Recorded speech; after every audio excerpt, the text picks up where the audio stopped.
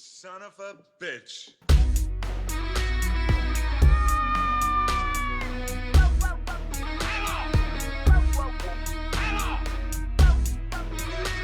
Brothers don't shake hands. Brothers gotta hug. Good morning, Vietnam! Because you are my friend.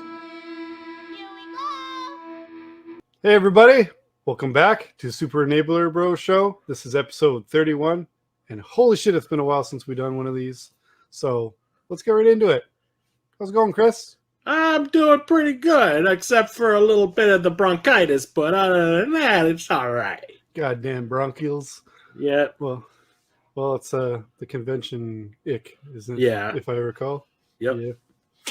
Well, at least you got to go to a convention. So, but yeah, you shouldn't have to pay a price for it. So since there was no That's what I get crazy for having blizzard. so much fun. Yeah. So since there wasn't a crazy blizzard to thwart the, to balance out the amount of fun had, you Nah, got to get just on the way back for church. Damn it! Yeah. It's been one of those endless winters again, especially in Canada.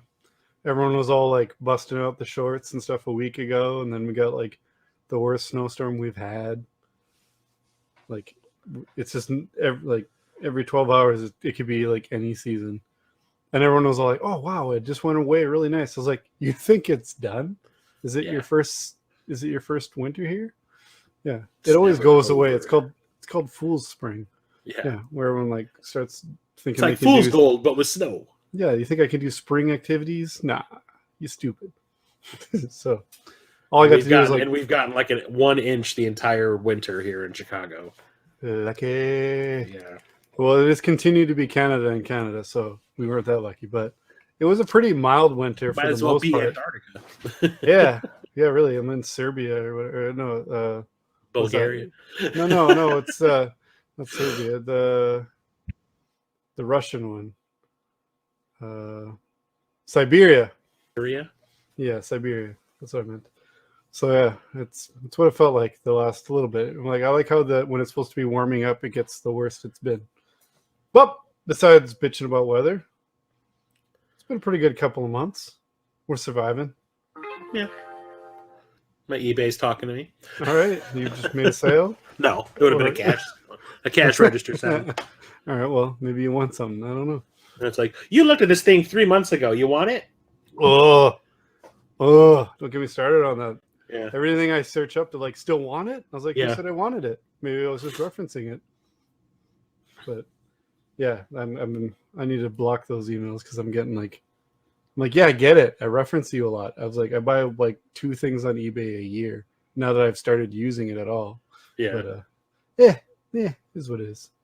So yeah, we've been keeping busy the last few months. Obviously busy enough that we haven't been able to do an episode. So, Yeah. what you been up to? Nothing.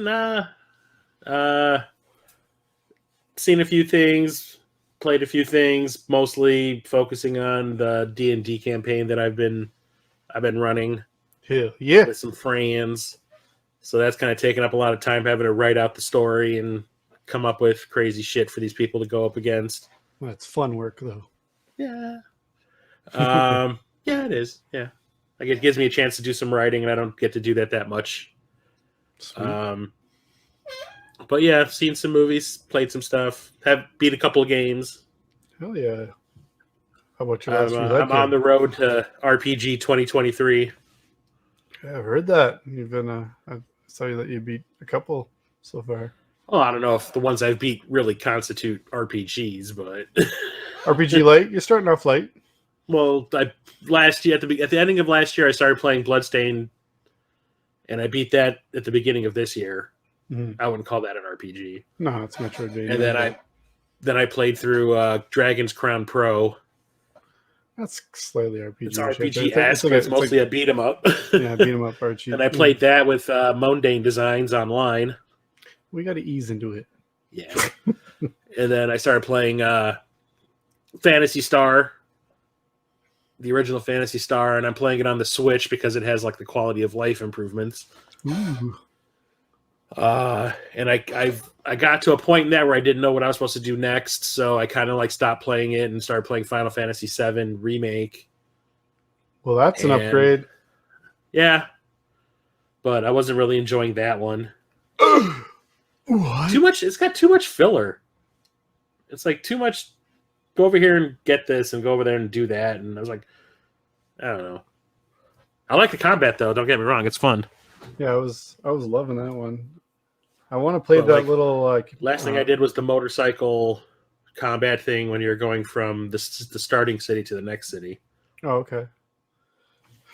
Yeah, I love that one. I did everything I could on that. I'd like to play the add-on episode, but you got to like buy integrate? another game to even be able to play it. That's so- the version I have for the PS5, so I made sure to activate that when I Yeah. started this.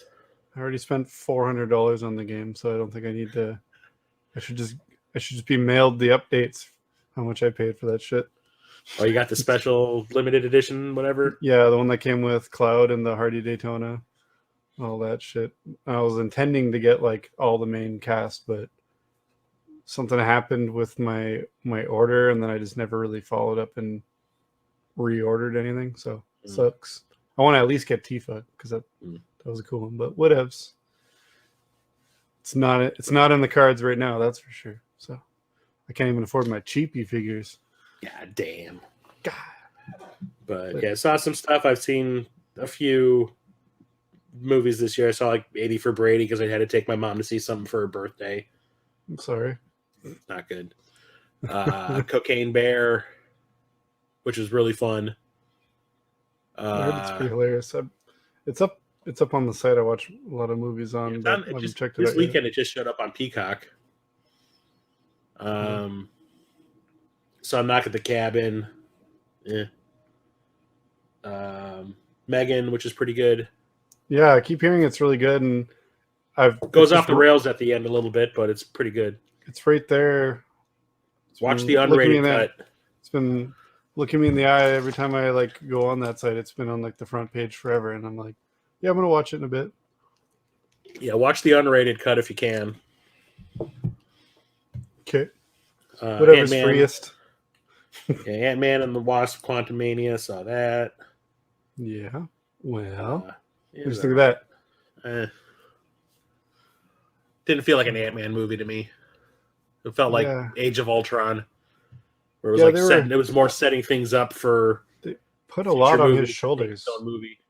Like the whole future of the MCU for the next phase or two is like on his shoulders. So I thought that was a little almost unfair. Yeah, Like how grand of a scale they put that on. You're like, wow, this is something they'd usually have at least half the Avengers for, Mhm. even in a comic. You know, be like, is that Kang over there? We better just send Ant-Man. He's probably got it. yeah, why not? Is that one of our main enemies? Yeah. Sure. But don't get me wrong, I really like Jonathan Majors as Kang, even though he's probably not going to be playing him anymore. Yeah, that's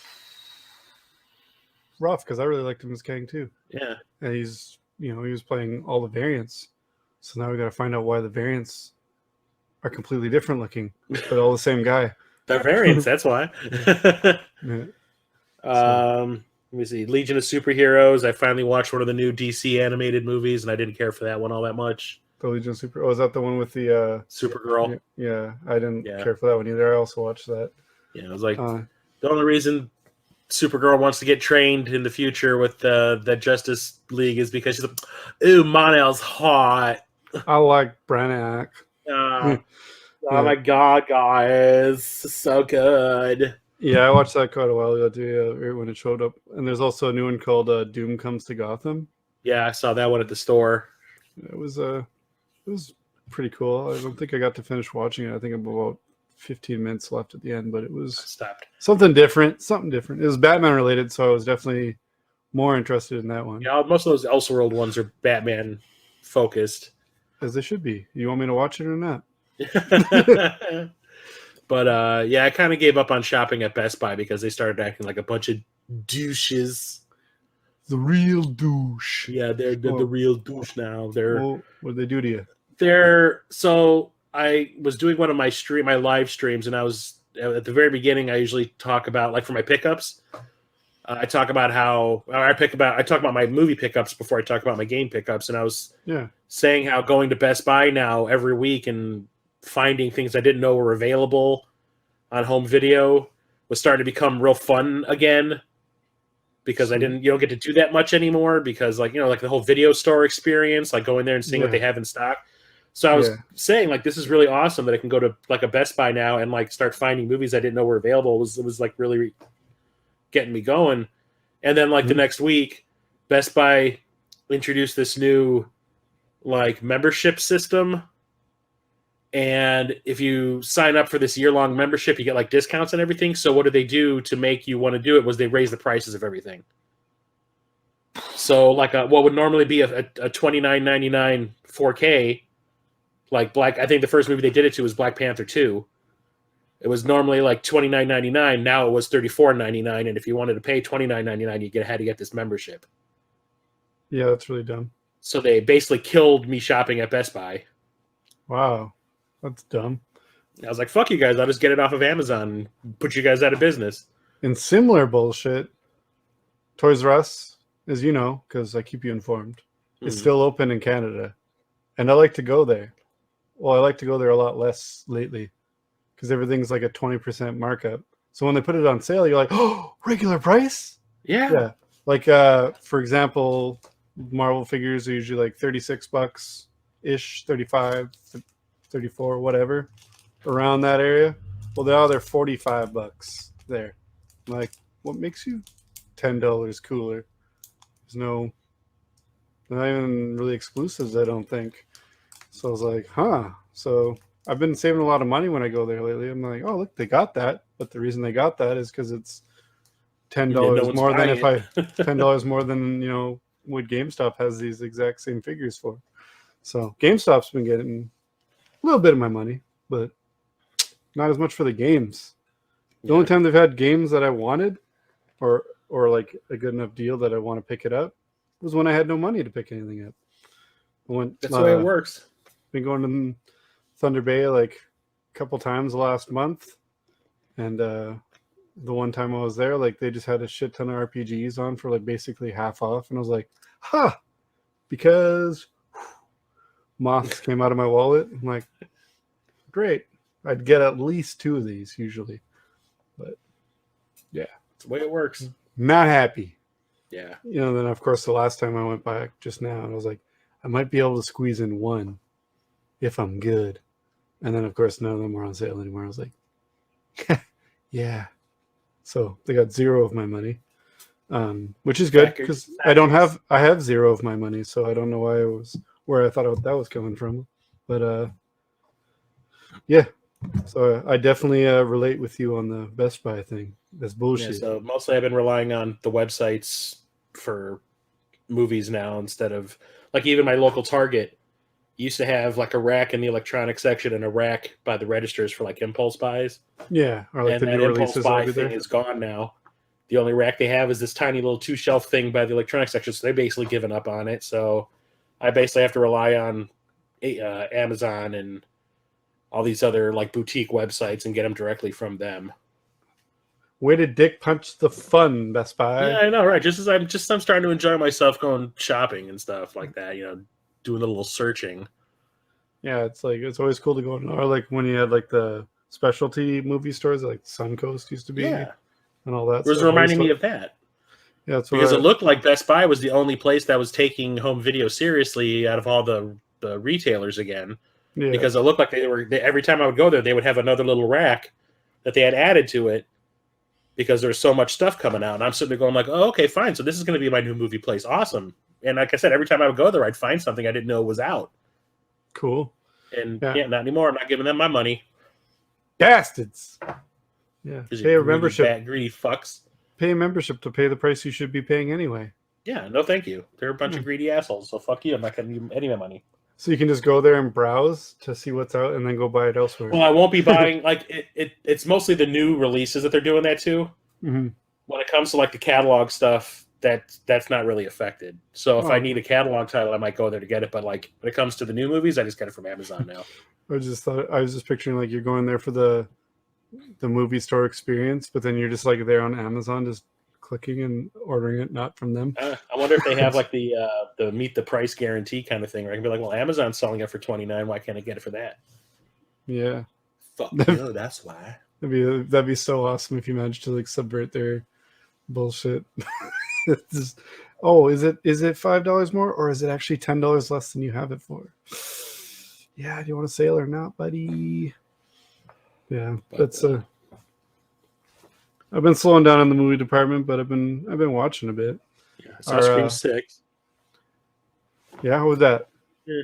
I'm not big on screams. They're always kind of The last two have been kind of because it's not focusing on like the original cast anymore. They're kind of like losing interest, especially the newest one, because they effed over Nev Campbell on her paycheck. Oh, really? So she declined to be in the newest one. Like, she basically said, look, I'm the face of the franchise. Like, this is what I want to be in part 6. And they were like, no. So she goes, well, I'm not going to be in it then. And the movie suffers for it because now the only character from the original movies in it is Courtney Cox, who will probably do it for a nickel because, Friends is over. Yeah.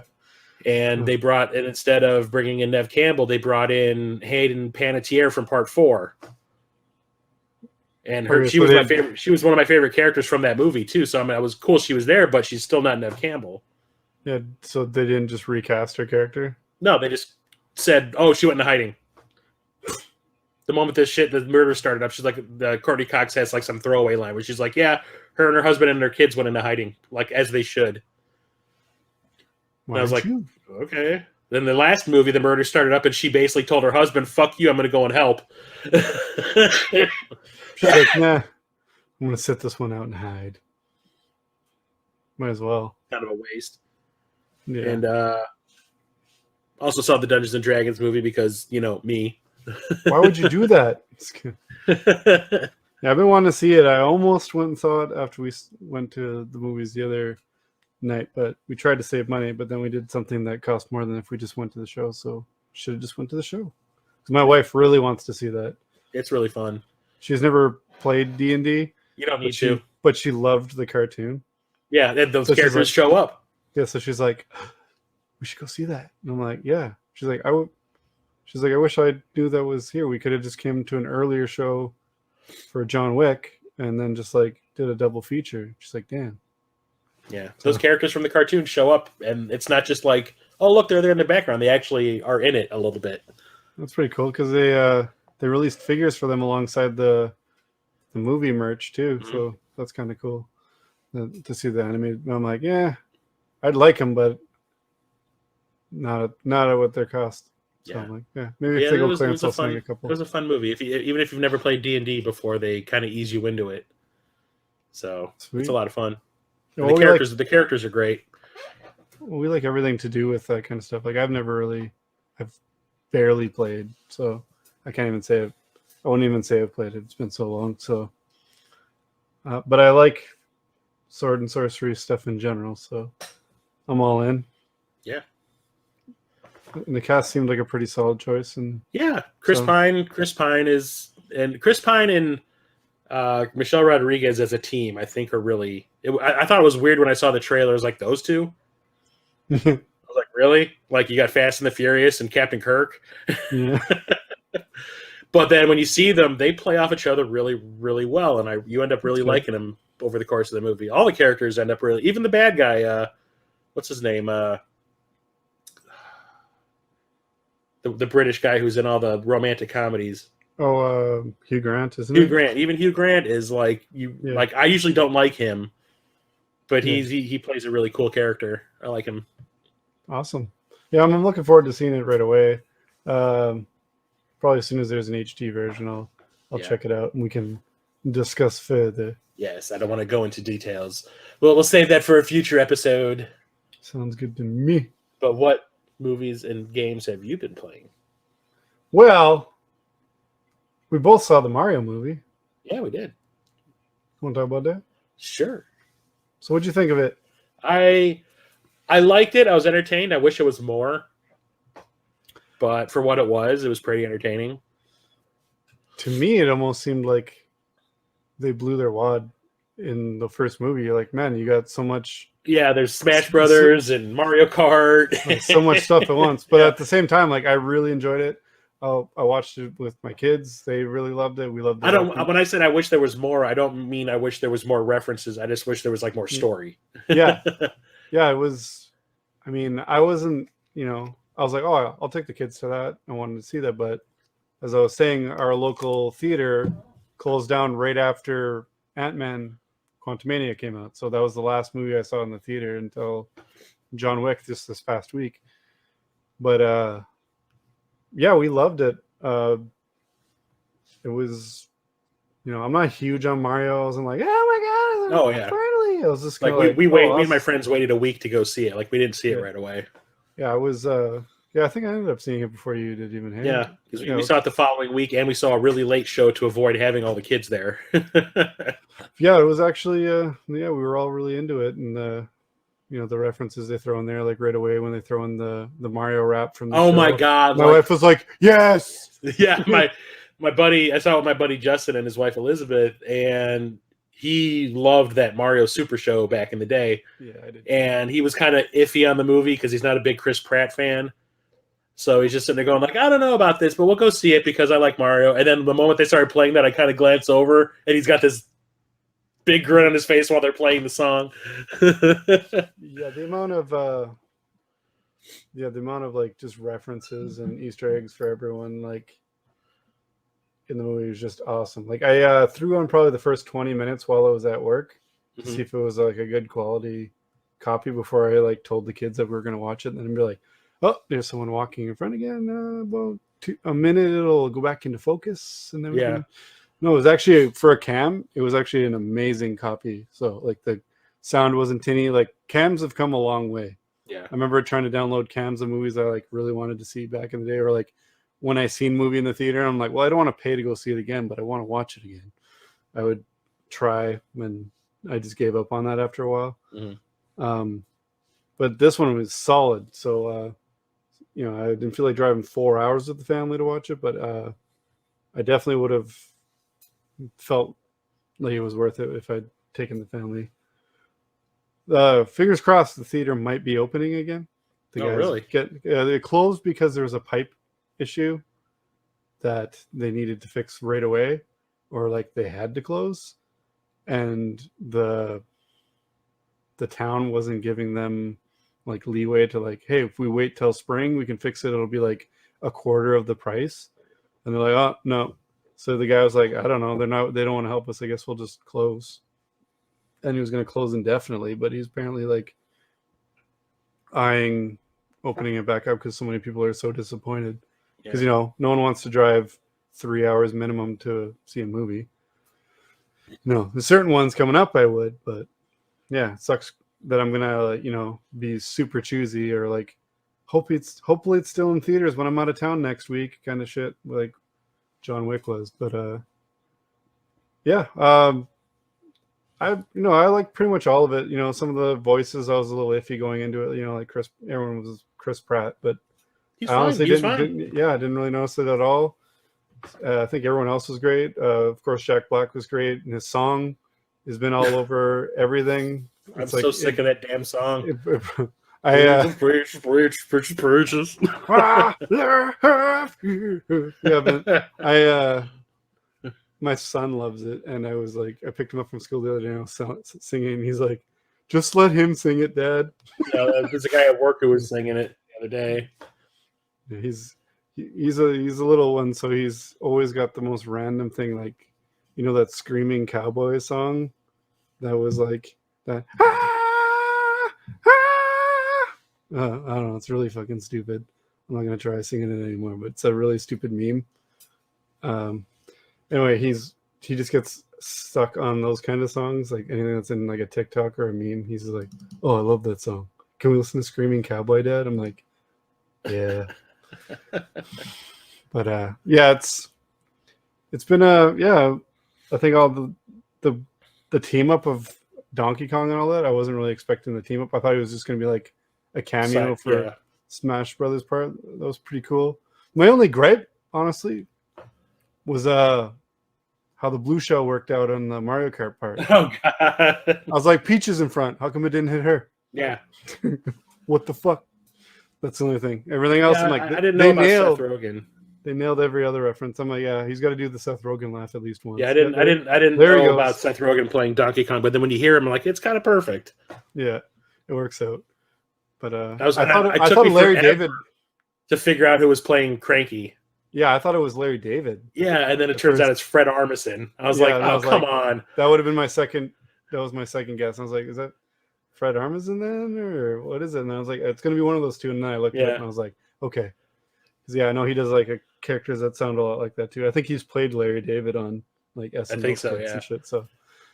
So he was pretty good. He was obviously riffing off of Larry David with that character. But yeah, The this setup, game- the setup for the sequel was pretty cool. yeah, definitely. Like even just like little hints, like the names of like businesses and stuff, kind of reminded me like Metalocalypse does, Mm. where they reference like, a restaurant will be named after a black metal band or a death metal band or whatever. They kind of did that with Punch Out Pizza and this and that. Yeah. And then when it breaks the wall when they're in the sewer and they break the wall, it's just the 8-bit Mario's head outline. Mhm.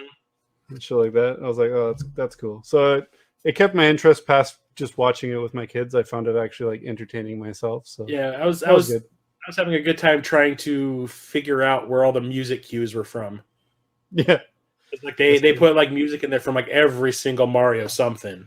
Yeah. Oh yeah. And like at the very beginning when they show Bowser's castle coming to take out the penguins at the beginning, I'm like, that's when you're on one of the ships in Mario 3. Yeah. I was actually so surprised when it showed like his domain and his castle. Yeah. It wasn't like the Super Nintendo. I was like, it's gonna be the Super Nintendo music from when you go in Bowser's Castle, like do do do do do. No, didn't. I was like, all right, well, okay, Like, I guess you can be bom, wrong. Yeah, but yeah, there was some great references. They picked the right studio to do it for sure. Yeah. They changed the character designs just enough to make it work in the movie. Yeah, and it wasn't They annoying. made, Like, what's her name? Daisy's eyes or Peach's eyes just a little bit bigger, and her head was a little bit bigger. yeah, but it it worked out. I think I'd be interested to see more. I wonder what they're gonna do. Is it gonna be a party? Probably now the most faithful video game adaptation. Yeah, and what's pissing me off though is everyone coming out of the woodwork saying how much they love the original. No one I've loves seen that. so many posts on like Facebook and Twitter of people saying Mario 93 is greater than Mario 2023. Yeah, you're just trying to be cool. Yeah, no, I purchased that movie on Blu-ray a couple of months ago, and I couldn't get through the first 45 minutes of it. Like I stopped it. No, I found myself on my phone. I was like, this would be kind of funny to watch, and I couldn't. I think I got about half hour into, and now like no one had a good thing. There's like a few, maybe like 2 people I know of that were like, I like it for what it is. I liked it when I was a kid, and I'm like, yeah, but have you watched it lately? Do you still like it? I'm not talking to 6-year-old you right now. Do you Talking to current you 34-year-old you. Yeah, does current you like it? Yeah, but It's not a good movie. that kind of pissed me off. It's like Amazing Spider-Man all again. Like, oh, finally he gets to come back. You're like, You didn't like give that a movie. shit when he was Spider-Man. Yeah, exactly. So I was feeling that. I was like, get out of here. Just trying to have a fucking hot take. Yeah. That shit always bugs me. Like, no, you don't. You But never. yeah, do. I will go on record and saying that out of all the video game movies that have been made, it's probably the most accurate Yeah, to what the video games are. definitely. Yeah. Because there's been some other ones that are pretty decent, but sometimes some of them are just like, oh yeah, they changed that because that wouldn't really work out in a live action version. But yeah, they made it work out. Yeah. And then John Wick 4. Hell yeah. How'd you feel about that one? Other than the fact that it was 3 hours long, I really enjoyed it. I'm all for 3 hours long, but I found this movie like suspension of disbelief is just about any movie you watch. But I found myself doing a lot more. Come on, man. All right, come on now. Okay. I totally Oh, forgot. does he have Captain America's shield in the pocket of that fucking jacket, or what? I totally forgot. Like when the movie started, I had totally forgotten that they had introduced the bulletproof suits. Yeah, So like when I see like him in the trailer, they show John Wick and Donnie Yen like standing like a foot apart, shooting at each other, and nobody's getting shot. I'm like, Yeah. what? It's because you know why you didn't really remember it? It's because they used it really sparingly in the other ones. Yeah. In this movie, like I said, it's like he I just thought it was Captain funny that he America's was shield. holding his coat open. Yeah, no one shoots And him in the hand. Yeah. Well, no, the thing was, it was like, it's still fabric, so like the bullet would hit it and probably pass, like push it. Yeah, at least you're at least getting a good bruise. Yeah. Yeah, but I'm like, that wore really thin on me about how much they used it in this one, and then the amount of, like at the end of the third one. Spoilers if you haven't seen John Wick 3, but when he gets shot and he falls off that roof, you're like, holy fuck! All right, I'll let that one slide. He's lucky to be alive. He's a very lucky man. Yeah. And then it But then happens, that's two like, times oh. in this movie. Oh, that's like doing push-ups to him. Okay, it's nothing. All right. He just gets back up and goes, ugh. He acts like me getting out of bed when he just fell like 2 stories. Okay. So I'm like, all right, this guy's got to come on and say like, I've got superpowers. Because He's especially Neo. the second one where he falls out the window on that truck and he barely lands on the truck, like his back kind of, and it like springs him forward and he lands on his leg. You're like, I don't care what kind of fabric is on his leg. And even if he's wearing a knee brace, he'd have a fucking deer leg. That shit would be Yeah. bent all the way back.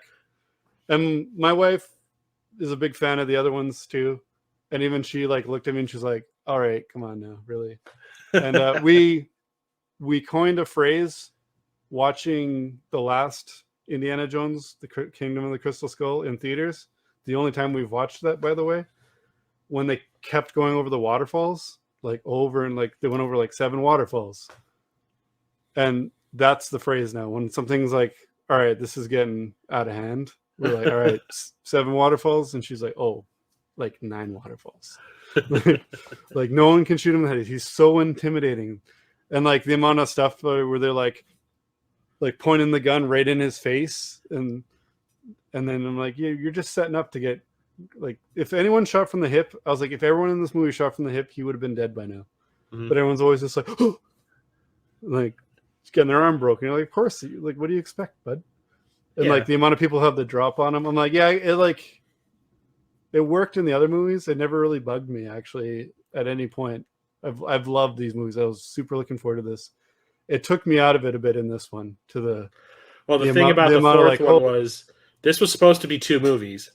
Yeah, So the plan was they were going to shoot a 4th and a 5th one back to back, yeah. and then COVID happened. And Yeah, it was they were supposed to like, come we out can the same probably- day as Matrix. And then they ended up saying like, well, we don't think we can actually do that. Maybe we'll just like combine the 2 scripts and cut some stuff out and make it like one movie instead of like a 4-hour movie. We'll make it like a 3-hour movie. Yeah, So if it was split in half the way like it was supposed to, I think it would have been better because it wouldn't have been that shit for 3 hours. I honestly, aside from those gripes I had, I thought the story was really cool. They introduced Yeah. some really cool new characters. Like I hope Kane. we're getting a couple of spin-offs out of it too. Yeah, and I called that shit like right when it happened. I was like, well, Yeah. if I ever saw a Donnie setup for a getting, spin-off, that was it. And then Yeah, Donnie Yen's Oh. getting his own spin-off. the post-credit scene, Yeah. just Set it up. yeah, and I was like, huh. It, But like I They thought never him and should we spoil the ending? if we're gonna spoil the ending, let's Okay, spoiler yeah, alert. spoiler it right here. But So yeah, he dies at the end, or but they never show them bury him. no. I'm thinking I'm gonna think they're gonna make another one and it's gonna be like He went into hiding or something. yeah, he just wanted out. That was his Yeah. out. Like But they yeah. never showed them bury him. They never showed anybody check his pulse when he was laying there on those steps. No, it just kind of fades to black and Yeah, he just kind of like next goes, thing- ugh. And I'm like, bitch passed out. He's so used to not getting shot that when he finally does, it's like, oh, oh wow, this that sucks. wasn't even a fatal shot. Yeah.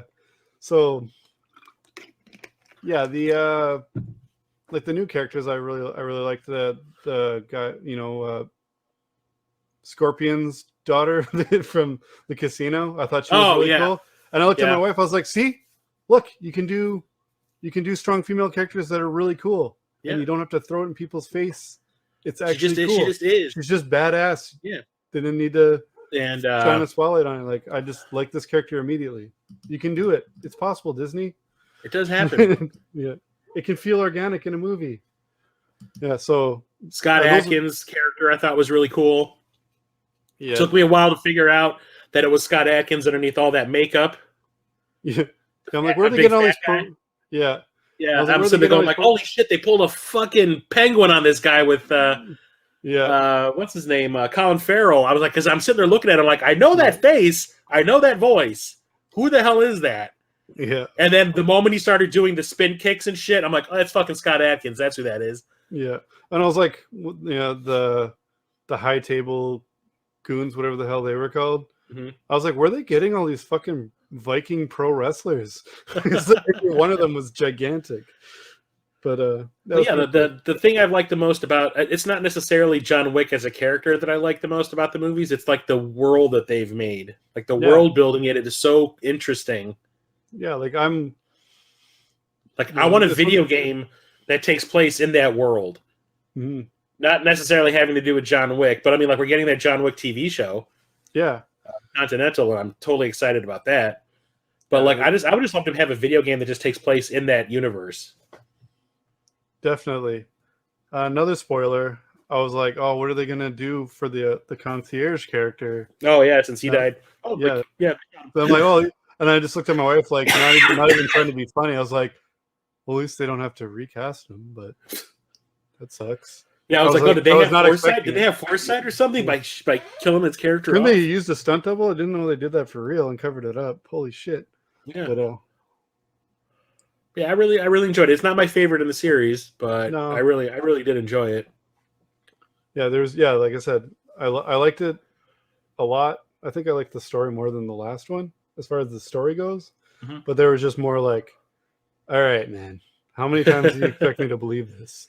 Yeah, Like it's about he's enough to believe- basically just a bullet sponge. yeah. It's and when he falls, I think when he fell out that window and then he fell down all those fucking stairs and then just Mhm. got up, I was like, come on, man. It's like that killed the guy in The Exorcist, you know. Yeah, right.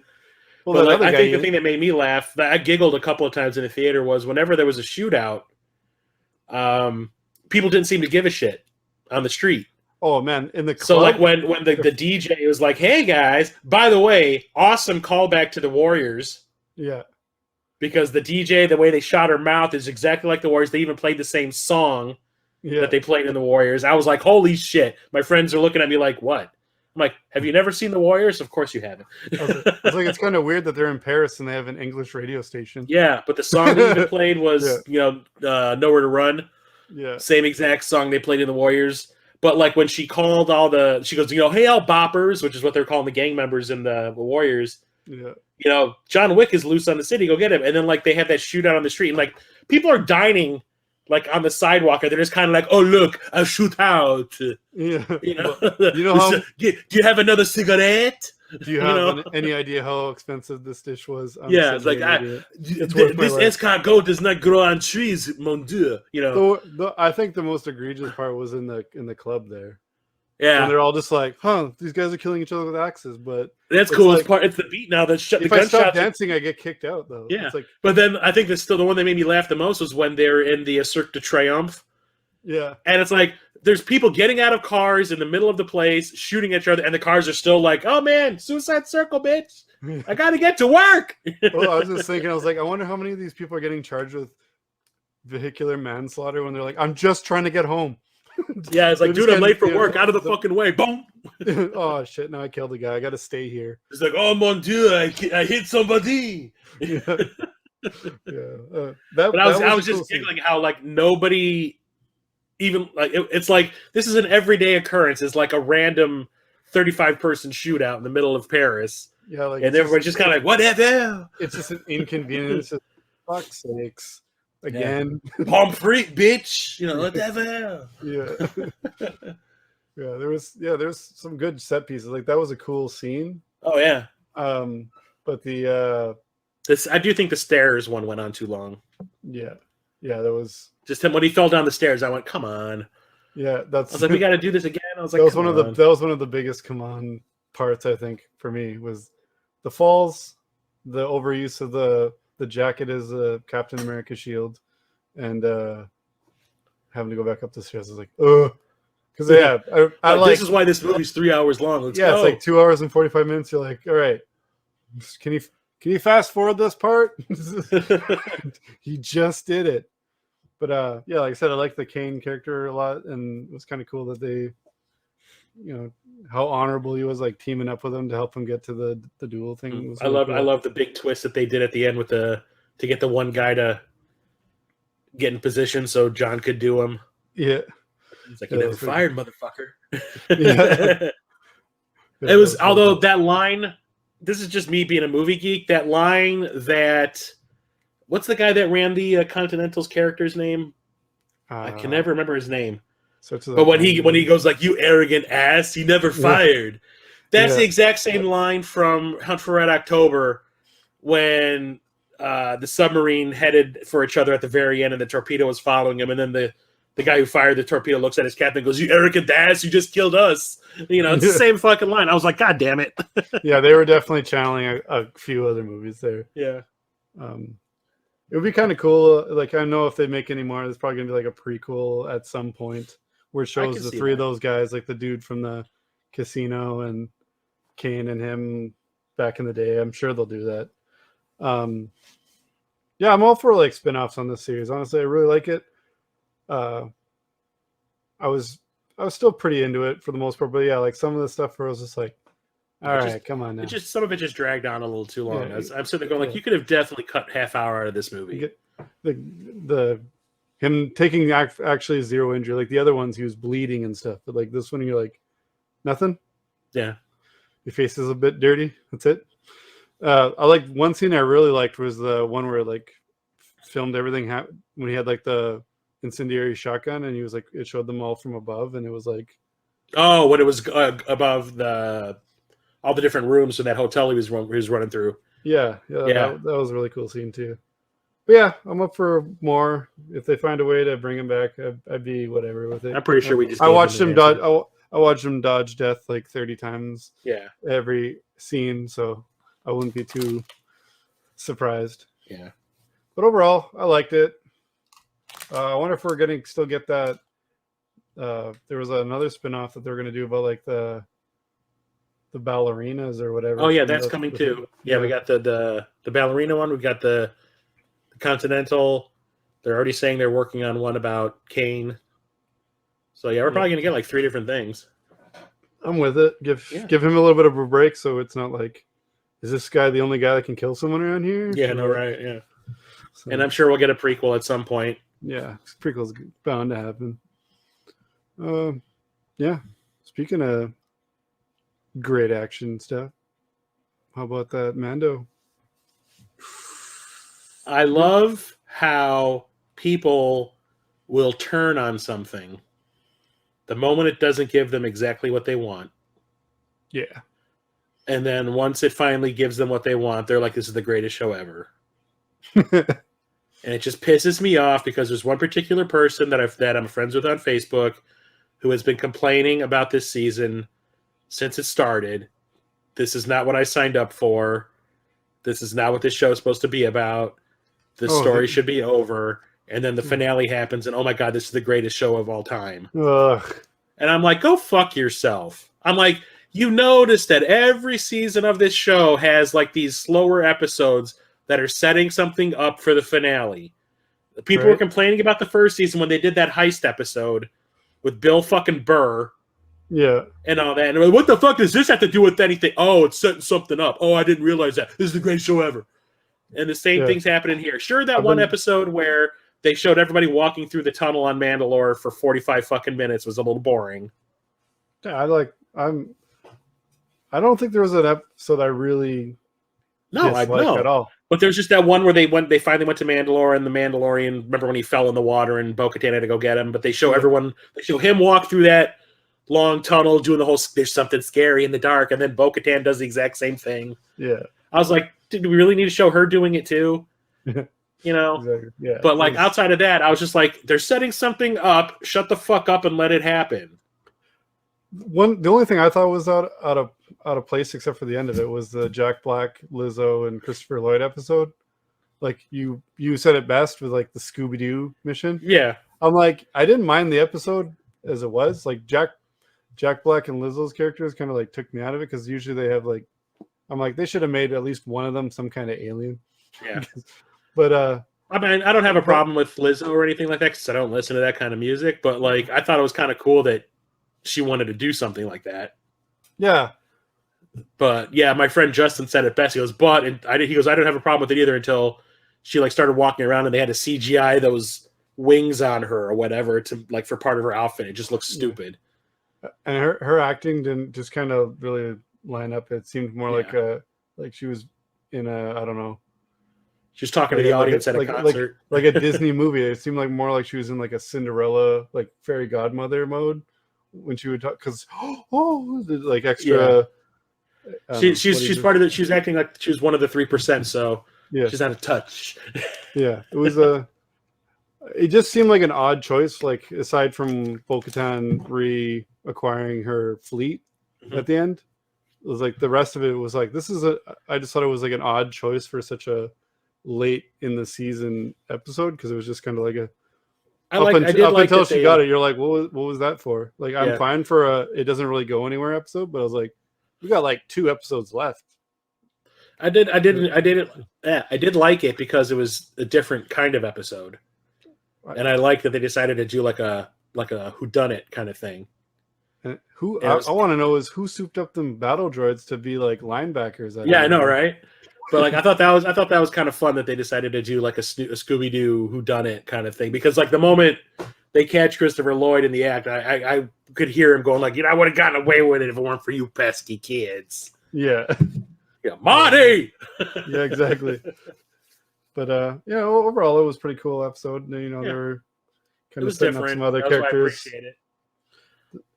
I'm glad it didn't set something up like they did at the end of the last season where like Book of Boba Fett came out of nowhere. You're like, you don't need to. I remember when they showed like, Book of Boba Fett coming up, I was like, or just Mando season 3 sounds good. Yeah. I don't like, to me, Boba Fett was more of a badass in season 2 of The Mandalorian than he was in his own show. Yeah. Man, yeah, it's pretty bad when you get upstaged by like he's absolutely irrelevant as a character. I have no his own show, he's basically going like, oh, I'm still on the mend. And he doesn't wear his helmet the whole time. He just carries it around. Yeah. It's like, I know he's not an actual Mandalorian. He doesn't have to keep it on, but I'm like, Dad bod Boba. Besides video games and books, as far as people who only watch the movies scene, your only coolness has been what you look like for 40 years. You've done nothing cool. Yeah. What, okay, I'm going to call it out right now. What cool thing has he done? What happened in season 3 or season 2? No, in the movies. He didn't do it. He got taken out by a blind guy and eaten by a sand vagina. Yeah, he didn't even catch Luke.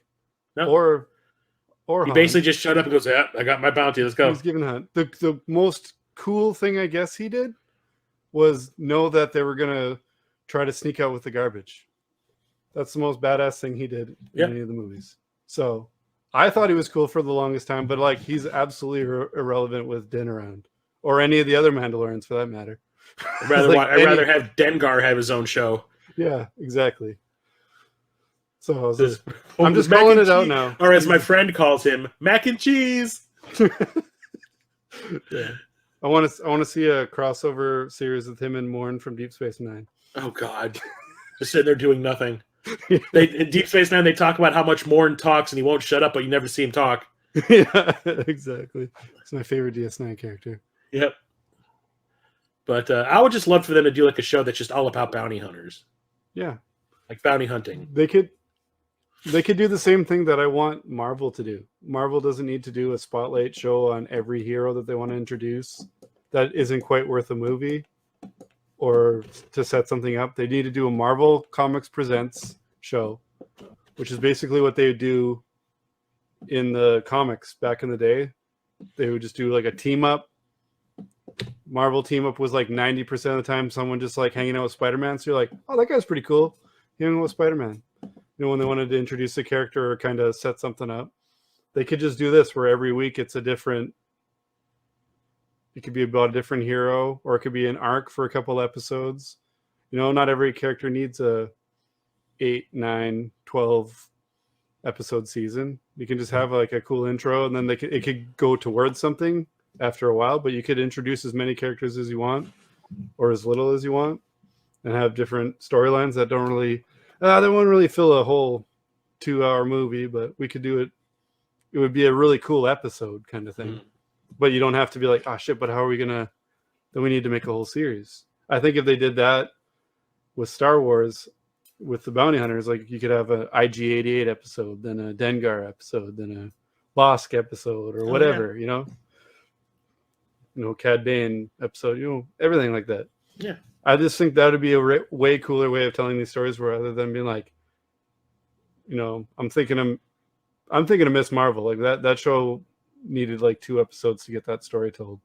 But I watched all of them and I was like, okay. That one was geared for the young girls. Yeah, definitely. That was more of a Disney Channel show than a Disney Plus show. I think I said it at the time. But I'm like, yeah, just, you know, so you don't need to stretch or compress the story. Like, you know, where like Moon Knight needed like 2 more episodes to kind of fully get the whole thing in there instead of just cramming everything into the last episode. But, you know, I'm going to keep saying it until they do it. I wish they would do just a show where you're like, then you wouldn't have to be like, oh, yeah, that show's coming out in a couple of months, because they're always making these shows. So they could still have all the teams making all these shows, but it could be about different. So like every week there could just be a new episode ongoing forever. Then you've always got something to look forward to, or even, you know, have seasons of it, whatever. But I think it would be cool instead of just basically back to back having stuff, just have it ongoing. That's just me. They can pay me for that idea. That'd be great. For sure. But yeah. But yeah, overall, I think it was a solid season. I like the way it ended up. The good twists. Yeah, you know, Moff Gideon, I thought was a really good villain. He's an awesome villain. I'm looking forward to. They announced that there's going to be another season, and there's also a movie. Apparently, that's going to wrap up Din's story. As much as I'm looking forward to that, I'm not looking forward to that because he's like my favorite thing. My favorite Star Wars character right now, like just that show, is my favorite thing of Star Wars. Like I haven't enjoyed something so thoroughly of Star Wars like since the first time seeing the original trilogy. So it doesn't everything doesn't need to be grand scale. It can be a whatever episode, and you're like, that was entertaining though. Like I enjoyed going along for the ride. The next big Star Wars thing is Ahsoka. Yeah. Yeah, I saw. Did you check out the trailer? I'm sure you did. Oh yeah. Check out the trailer. Yeah. Oh yeah, you sent me the trailer for that. Yeah. Yeah. Yeah, that looks. Ahsoka is one of my favorite Star Wars characters. Yeah, she's cool. So I'm really excited to see like her own show. Plus, they're bringing Thrawn into it, which is going to be rad. Yeah, I'm all for that. It looks really cool. And plus, they're bringing characters from Rebels into it. And one of them is played by Mary Elizabeth Winstead, who I think is fucking hot as hell. So I'm like, yes, bring it on. More of a plus. Yes. Yep. And it's kind of funny that she's dating Ewan McGregor. So she got an in. She knew what she was doing. Yep. Yeah. But yeah. And then we're getting another season of Obi-Wan. And then we're getting that Acolyte show, and then the Wrecking Crew show. I love the Obi-Wan show, so I'm definitely up for more of that. Yeah, anything with Ewan McGregor, I'll watch. He's like my favorite actor, so he's pretty amazing. He was basically the best thing in those fucking prequels. He was the only one. He was the only actor who looked like he gave a shit. He gave such a shit. Yeah, like even Natalie Portman, who everyone was like praising as like she's the greatest actor of that generation. She's just kind of like, oh well, yeah. I love you, Anakin. Yeah, deeply. Madly. Yeah. Ooh. Especially that second one. Yeah. The second movie. Yeah. I think the best acting she did in that, it's the worst acting actually, is when she got scratched while she was on that post while she was in the arena. Yeah. And that thing scratched and she goes, ah! Yeah, that's very bad. I was like, what are you doing? Like, really? Yeah, I was about to say exactly what you said, that Ewan was like by far the best part of those prequels. It's pretty, I liked the redemption in Mando season 3 too. I've seen Jar Jar get a Yeah, because that episode, I'm looking at the guy and I'm like, I know that guy from something. Mhm. And then when they finally showed him in close up, I'm like, oh, is that the guy that played Jar Jar? Yeah, that was cool. And then I waited for the end credits and it said Ahmed Best, and I was like, oh my god, that is so cool that he, even though he said he got like suicidal, Yeah, Be- that's like how shit much that he he was got like from bullied part and one. like death threats. that he and- actually wanted to come back to it, yeah, and he played such a cool character when he did. I was like, okay, I'm here for it. I thought that's one thing that they were gonna do. I thought it was gonna like do more backstory.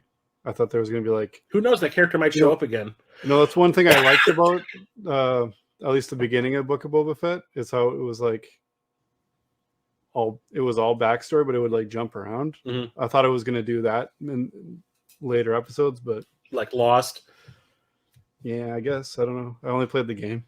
Yeah.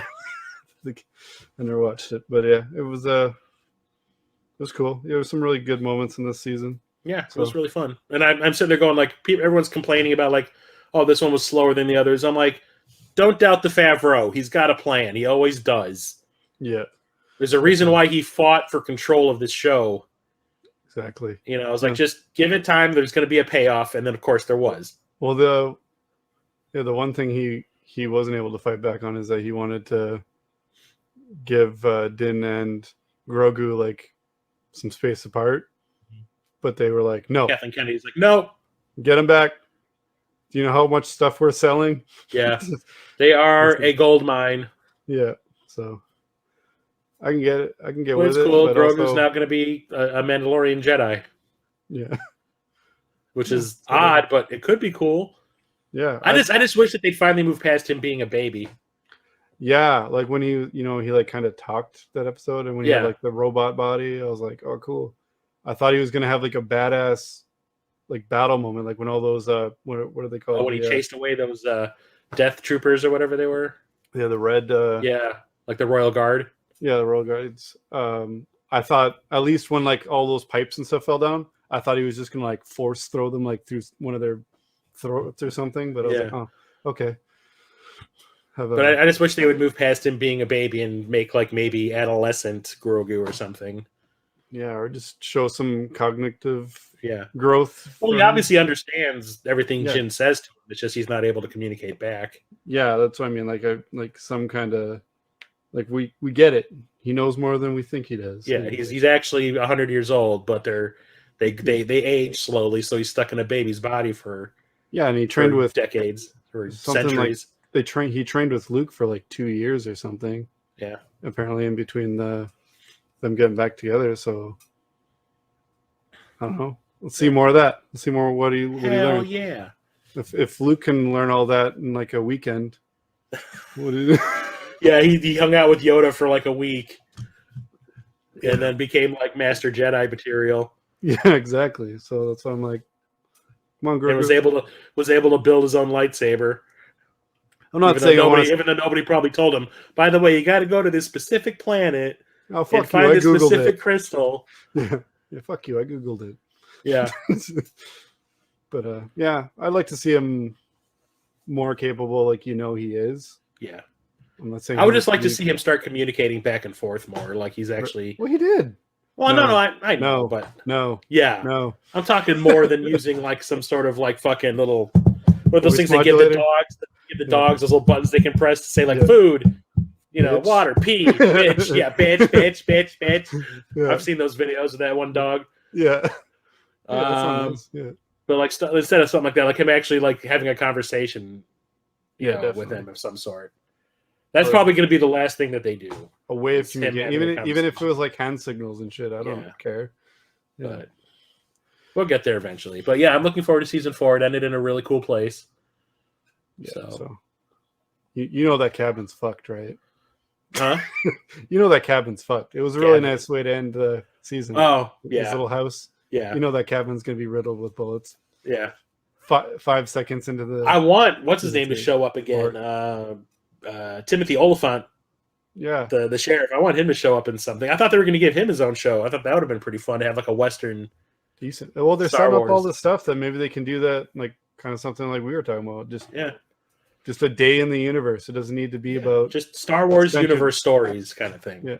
exactly. Well, like some of those like animated things that they do where it's like a one-off story about this or that, and you're like, oh, that's cool. Like just do that, but with like live action shit. Wouldn't be hard. No, but I'm sure every actor would be throwing themselves at it. Exactly. But yeah.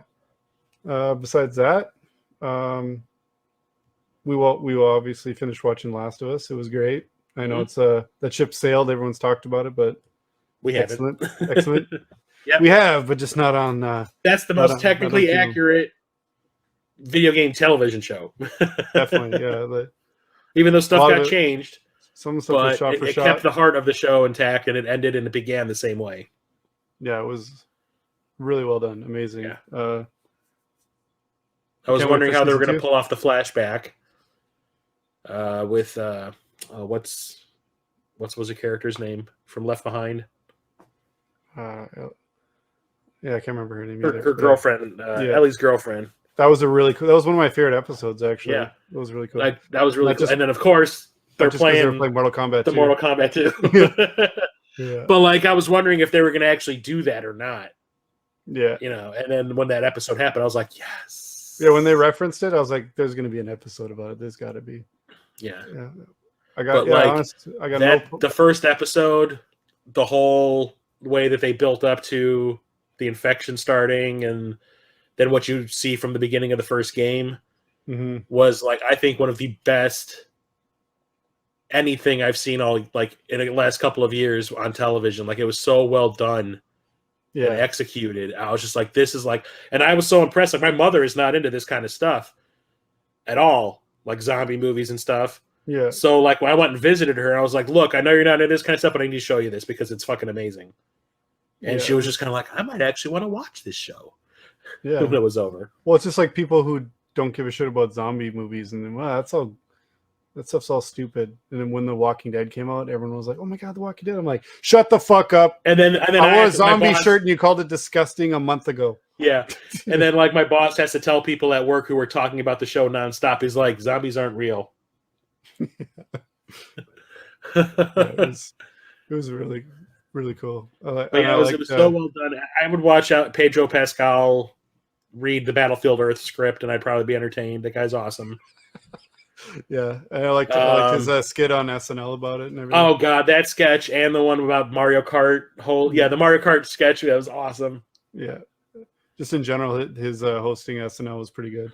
Yeah, I want to say, like, even though he cracked every sketch that he was in, it was one of the most fun episodes I think they've done in a long time. Like the one with Lisa from Temecula with the girl who was trying to cut the steak. Yeah, At the table, I was crying. I was laughing so hard because he was losing his shit in the sketch too, because he was finding it funny. Jimmy Fallon got the Tonight Show, and that's Yeah. all he did on SNL. Is crack. He cracked everyone else. So like, yeah, it's forgivable. Yeah. But like, I was, after I watched The Last of Us, I was like, you know what? If I ever made a movie, I'd extend an offer to him for playing something in it, because I just want to hang out with the guy. You gotta. Yeah. Yeah. He's been on fire, man. Everything he's done has been gold. I loved him, and he seems like a really cool guy on top of it. So I loved him on the Crushing, what the fuck, whatever the Nicolas Cage movie. What's it called? I'm forgetting. Unbearable Weight of Massive Talent. Weight of Massive Talent. Yeah, That meme that came out of that movie is awesome. Where he's like, yeah, where they're on acid driving in a car. Yeah, that movie cracked me up because of him.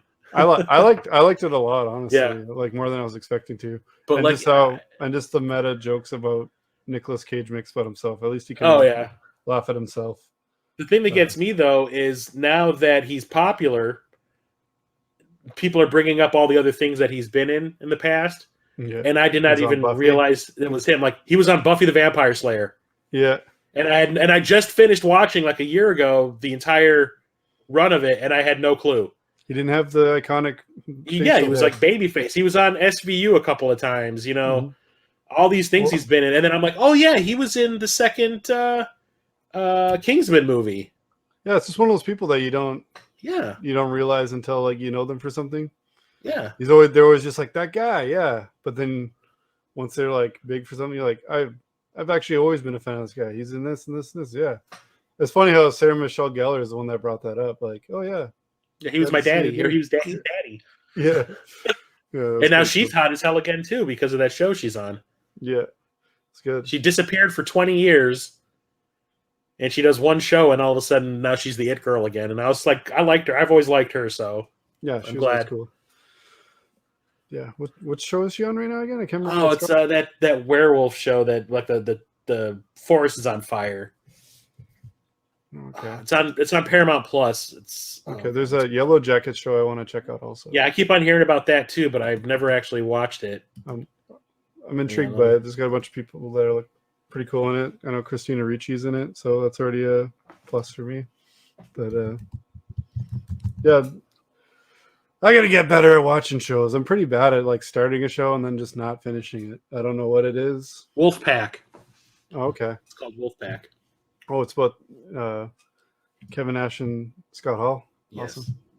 Too A sweet. teenage boy and a girl get their lives changed forever when a California wildfire awakens a terrifying supernatural creature. As the full moon rises, all teens come together to unravel the secret that connects them. And she's like a federal officer who's like investigating, like if somebody started the. It's the one of those. fire. It's one of those shows that I give a try just because she's in it. Like Yeah, it's one of I'll those things probably where, watch it. I was waiting for it to where end. I'm like- Actually, where like the premise kind of sounds dumb to me. Like werewolf stuff is either awesome or Mhm. like holy shit that was bad for me. Like it's cringy bad or great. So I'd check out an episode, and if I wasn't feeling it, I'd probably jump shit. yeah, I was It's not waiting something for I'm the series to end before I gave it a shot. So I think it's over now. okay. Yeah, maybe So I'll give it a shot. I'll watch. Maybe I'll watch it tomorrow. I don't know. We'll see. Do it. And No, come on. report back. Yeah, besides that, I've checked out the new Shazam. It's pretty good. If you liked the first one, it's I don't know, more man. The than- director of the movie called it unwatchable. I mean, if you liked the first one, it's kind of you'd be what you're expecting. I'd say. Yeah, I haven't seen Like it the yet. first I'm just waiting one, for I- it to be on HBO. The first one, I didn't like it the first time we watched it, but then we watched it again because the kids wanted to watch it, and Mhm. then they got kind of hooked on it. So we ended up watching it a bunch. I'm like, you know what? It's actually Yeah, not that I bad. thought it was pretty fun. I saw a sneak preview of the first one like a month before it came out. I remember I saw it right. It was right before the MGC, Mhm. and I remember telling you guys about it. They're like, "Oh yeah, I got tickets to go and see a sneak preview of it." You know, before they opened, and you guys were asking me about it. Yeah, it's weird the stuff that's come out about The Rock with Black Adam. Mm-hmm. Where He's he- coming off as more and more of a dick. Yeah, well, especially with that, he wanted to be like onto, he was trying to jump to like the head of the ship. Mm-hmm. I want to fight Superman right off the bat. But yeah, his character he- wouldn't exist if it wasn't for Shazam. His character is directly connected to Shazam. That'd be like Joaquin Phoenix being like, "Yeah, I want to be part of the League of but I want to fight. Yeah, I want to fight Green Lantern." You're like, "You're the Huh? Joker. You got to fight Batman." Like, yeah, exactly. Yeah, Like, because that's your main villain. Yes, Script had what's her name throwing Shazam at him at the end credit scene, yeah, and he And- vetoed it and said, "No, it has to be Superman."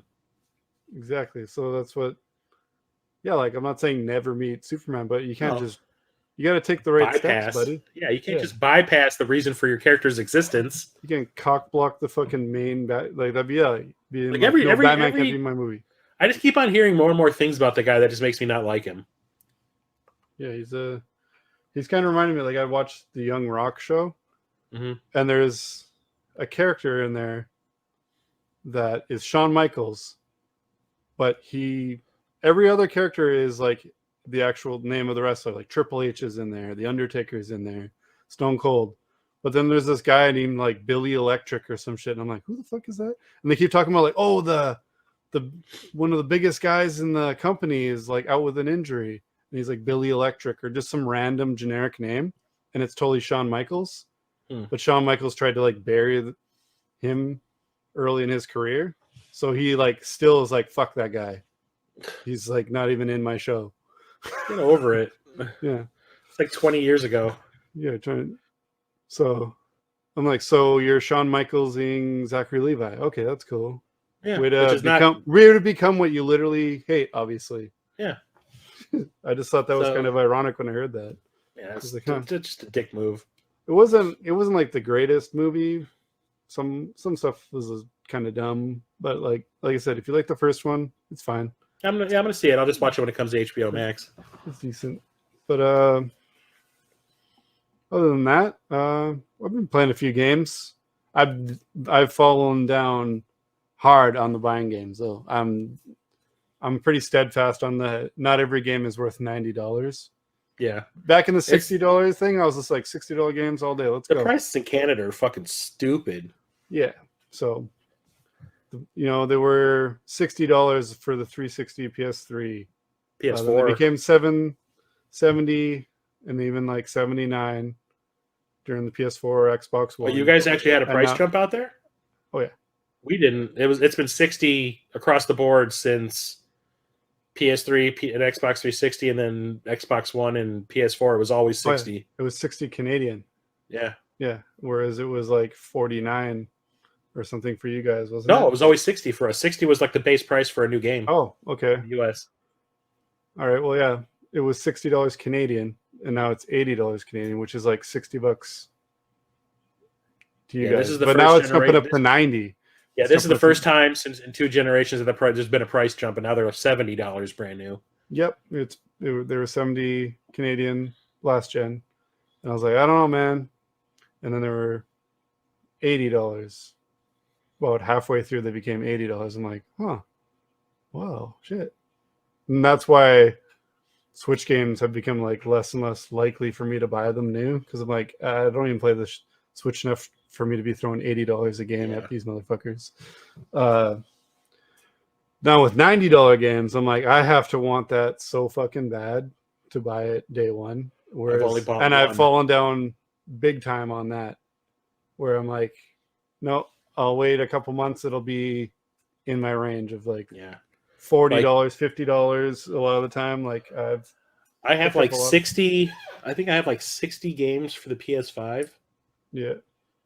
Hang on a second. Let me double check real quick. My little thing. I have 63 games for the PS5. I bought one at the new price point, and that was God of War. Yeah, I refuse to pay $70 for a video game. Mm-hmm. I've always bought them on Black Friday or once they've been discounted a few times or used. Yeah, exactly. I refuse to pay $70 for a new game. I bought 2 because I bought God of War Ragnarok and I bought the Callisto Protocol, but I took the Callisto Protocol back and got my money back and exchanged it for a couple of used games. Since I've gotten my PS5, I've bought God of War, Dead Space. Dead Space I only have because it was a cheap-ass gamer said on Amazon they're selling it for $50. And I was like, okay, for $50 I'll buy it. Amazon.ca sucks harder, so they don't do that shit. A lot of the time it's the same as it is it takes a lot longer. Like when I use .com, it seemed like, oh, I'll wait 2 months. It'll be like at least it'll be 60% of the price it is now. So yeah, I'll wait. It'll be $40 in 2 months. Like I'm not buying Resident Evil 4 remake because number one, not a huge fan of the game. Number two, I'm not paying $70 for it. I still haven't replayed it on the Xbox One when I bought it again. So I'm going to beat that and then let it go down, especially with how unimpressed I was with the remake of 3. How I beat it in 2 hours. That was definitely not a great $80 purchase. So yeah, definitely holding out. I do want to play it, but I'm like, yeah, I can wait. Dead Space was like, I think I'm ready for this. And then I beat it and then beat it again right away to get the alternate ending. So I definitely got my money's worth on that.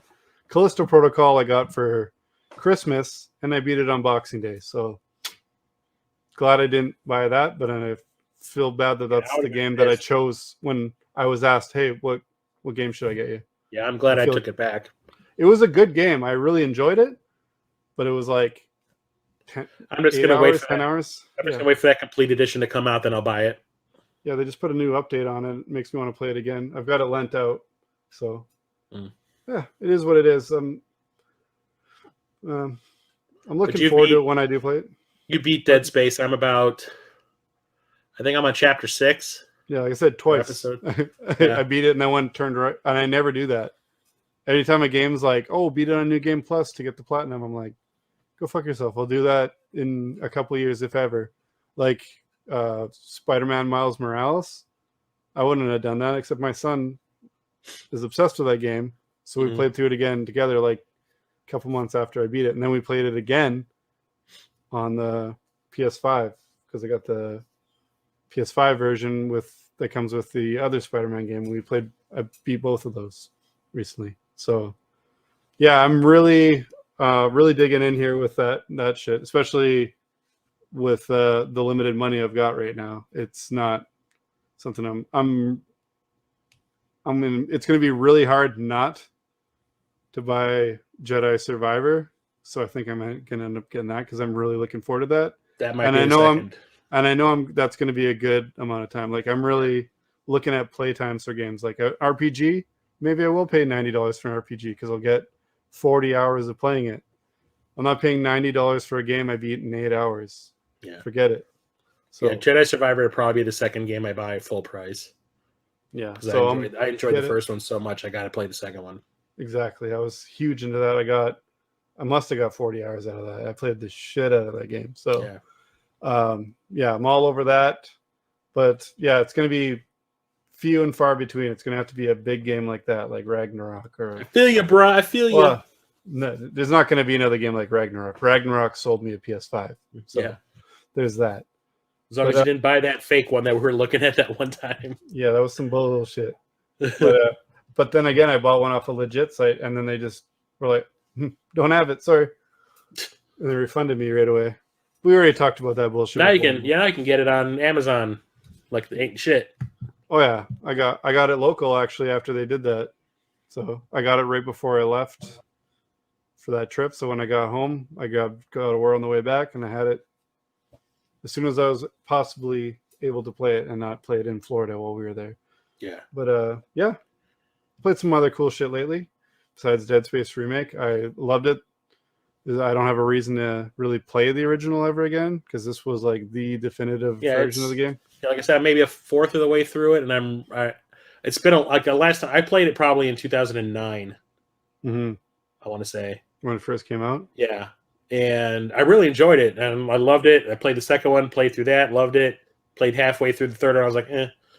But it's bringing me back to when I was playing. I got in trouble for playing that game, the first one. Oh, really? Because I was blasting it, and that game can be loud. And my downstairs neighbors like complained to the landlord that I was like playing some sort of horror album or something. Like there's nothing but horror sound effects, like super loud, and it was disturbing. It was disturbing them. So my landlord's like, "Don't play your shit super loud again." I'm like, "Okay, sorry." I thought there was anyone. I didn't think that they were home. Oh, okay. Oh. So you're generally more considerate than that. Oh, now I watch my shit with subtitles on because I have to play it so low. Cheap. Yeah. But I mean, like it's a really cool update. I really like the way they've updated it. It looks fantastic. It plays just as good as I remember. Cool. Yeah, it's super awesome. It's dark. I forgot how dark it is.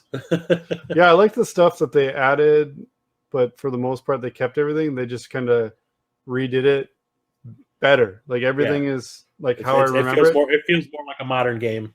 Yeah, everything is how I remember it, but like the stuff I didn't like is better. And then the fact that they added the new stuff in there, the new ending was cool. It's not a hugely different ending, but it's just kind of cool that it's there to begin with. Like you could just watch it on YouTube, but I probably will. Or don't. But yeah, like I just ran through it again the second time. I wouldn't, I think the only thing I'm missing for the platinum on it was beating it on like whatever impossible or whatever difficulty it's called. Because it's basically like you die, start the game over, and I'm like, no, I don't want to hate this game. Yeah. So I was like, I hope they continue with the remakes for the series.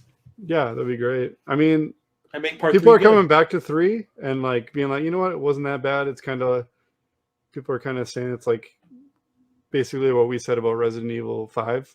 We're like, actually, it's a pretty good game. It's just as a Dead Space game. Yeah, not a good Dead Space game.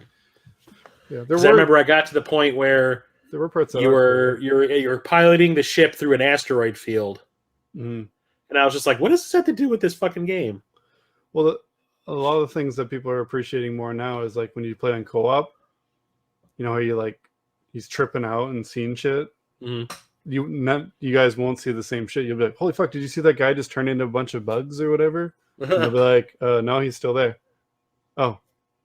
Yeah, I've never played a co-op. I was only playing a single. So that's what I kind of want to makes me want to play it again and multiplayer, but probably not even possible now. I'll play with you if you want. That'd be cool. Yeah, I'd be Yes. down.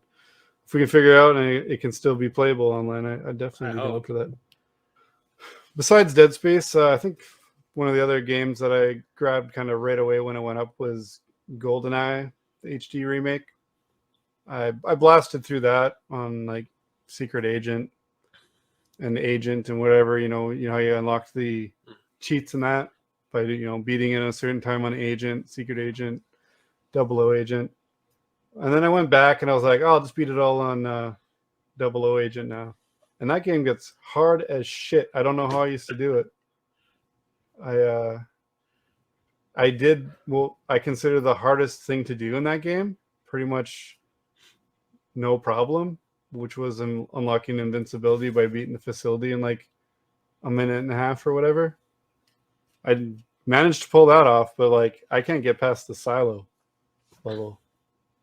It's been a while since I played it. It's just like not even getting hit a lot. I still just end up dying. I'm like, damn. Yeah, the last time I played GoldenEye was back in the 90s when it was relevant. I haven't played the remake. A lot of people are saying like, oh, the controls are clunky and shit. I'm like, the controls are way better than they were back in the day. I just want it on the PS4 or the PS5. I just want it on one of those. Yeah, I really enjoyed it playing it again, but I was like, I'm not getting stuck on this. And I gave it a good few tries, and I was like, damn, I haven't gotten stuck on this in a while. I think I ended. Now I think of it, maybe I ended up beating the silo. I don't know. Maybe. Well, each version of the game had something missing from it, right? Well, Xbox for some reason does have online multiplayer is Yeah. only in the Switch version. Doesn't have like 60 frames or something. I don't know. Yeah, there's something missing from the Switch one that the Xbox has, and there's something It's on the Switch. That's Yeah. already a a disadvantage. Yeah. But yeah, it was good to play through that again. It's been a long time. Yeah, it was revolutionary at the time, but it's definitely some stuff that would be really great for them to have added into it. Just play the remake that came out with Daniel Craig in it. Yeah, I beat that last year. I Yeah. think I did. I think it was last year. Yeah. And I beat that in Bloodstone. Hell yeah, Bloodstone's awesome.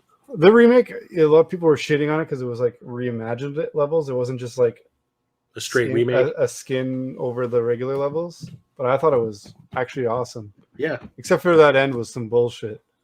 I haven't beat the beaten it yet. I haven't beaten it. I beat the whole game up to the end, and then they just throw waves and waves of enemies at you on 00, and of course your health doesn't come back. hmm And I tried, and then they bring in like a helicopter that fucking shoots the shit out of the place. So you have to be like, yeah, it was like, I think I was stuck on that for a couple of days, and then I was like, I actually just can't fucking do it. And then I just dropped it down to like Secret Agent and did it, and I was like, fuck you then. That's like the only achievement I was missing, and then I was like, cocksucker. I played the whole game, and it was like I was enjoying the level, but then I was like, man, this is just cheap. But yeah, it was cool to revisit that. I've been playing a bit more other stuff here. What else have I got here? WWE 2K22. It's the first wrestling game. I own all of them, right all the way back to SmackDown 1, everything in the series. I don't even watch wrestling anymore, but I still like the games. I try to like the games, at least, I should say. I usually enjoy a good wrestling game, so they're not always good. This one is really good. I made my exact self, down to my tattoos even. So that's cool. I can make the shirt that I'm wearing. They've been able to do that for a while, but like I found it was a lot easier to do that in this one. And yeah, I played the shit out of that. You need to use that game to make the Royal Rumble come back. Yeah, maybe. I just love No Mercy. It's still like my favorite. But I've also been playing Ratchet and Clank Rift Apart. I'm like right at the end of that. I've been playing Tactics Ogre Reborn. I play a couple missions in a row. It's pretty unforgiving, so it takes your strategy needs to be on point. So sometimes I go, I could have done that better, and I'll redo a whole mission to make sure everyone survives or whatever. And then like I said, I beat Spider-Man Remastered and Miles Morales again. Terminator Resistance Enhanced was really cool. I was under the impression that it came with, since it's like the remastered one, I was under the impression it came with the DLC. It did not. I had to pay the for limited it. run one doesn't come with the DLC? No. So the one that I got with the Steelbook and all that, the Annihilation Lion DLC, I had to pay extra for it. It was really fucking cool though. But yeah, I was pretty mad when I got to the end. I was like, okay, so when do I unlock this thing? And I had to look it up, and they're like, no, it doesn't come with that. So what the fuck did they sell it for? Don't they sell complete versions of games? Yeah. Pretty mad about that. Usually when they sell them, it has all the stuff in it. Yeah. Yeah. So anyway, probably my favorite Terminator game. I really like that game. Like, it's excellent. If you're a fan of the first two movies, I think you'll really get it. It's not like the most top tier shooter game, but if you're a fan of the world that it takes place in, I think you'll enjoy it 10 times more. It was great. I also played Marvel's Midnight Suns, which is like a kind of like a tactical XCOM. Yeah, XCOM type fighting game. I like how it highlights some underutilized characters in the Marvel. We obviously get the big boys too. You get Captain America, you get Iron Man, you get Spider-Man, but you also get like Blade, you get Magic, who's one of the X-Men's characters. It's basically Colossus from the X-Men's little sister. If you've seen the New Mutants movie, that's Anya Taylor-Joy's character.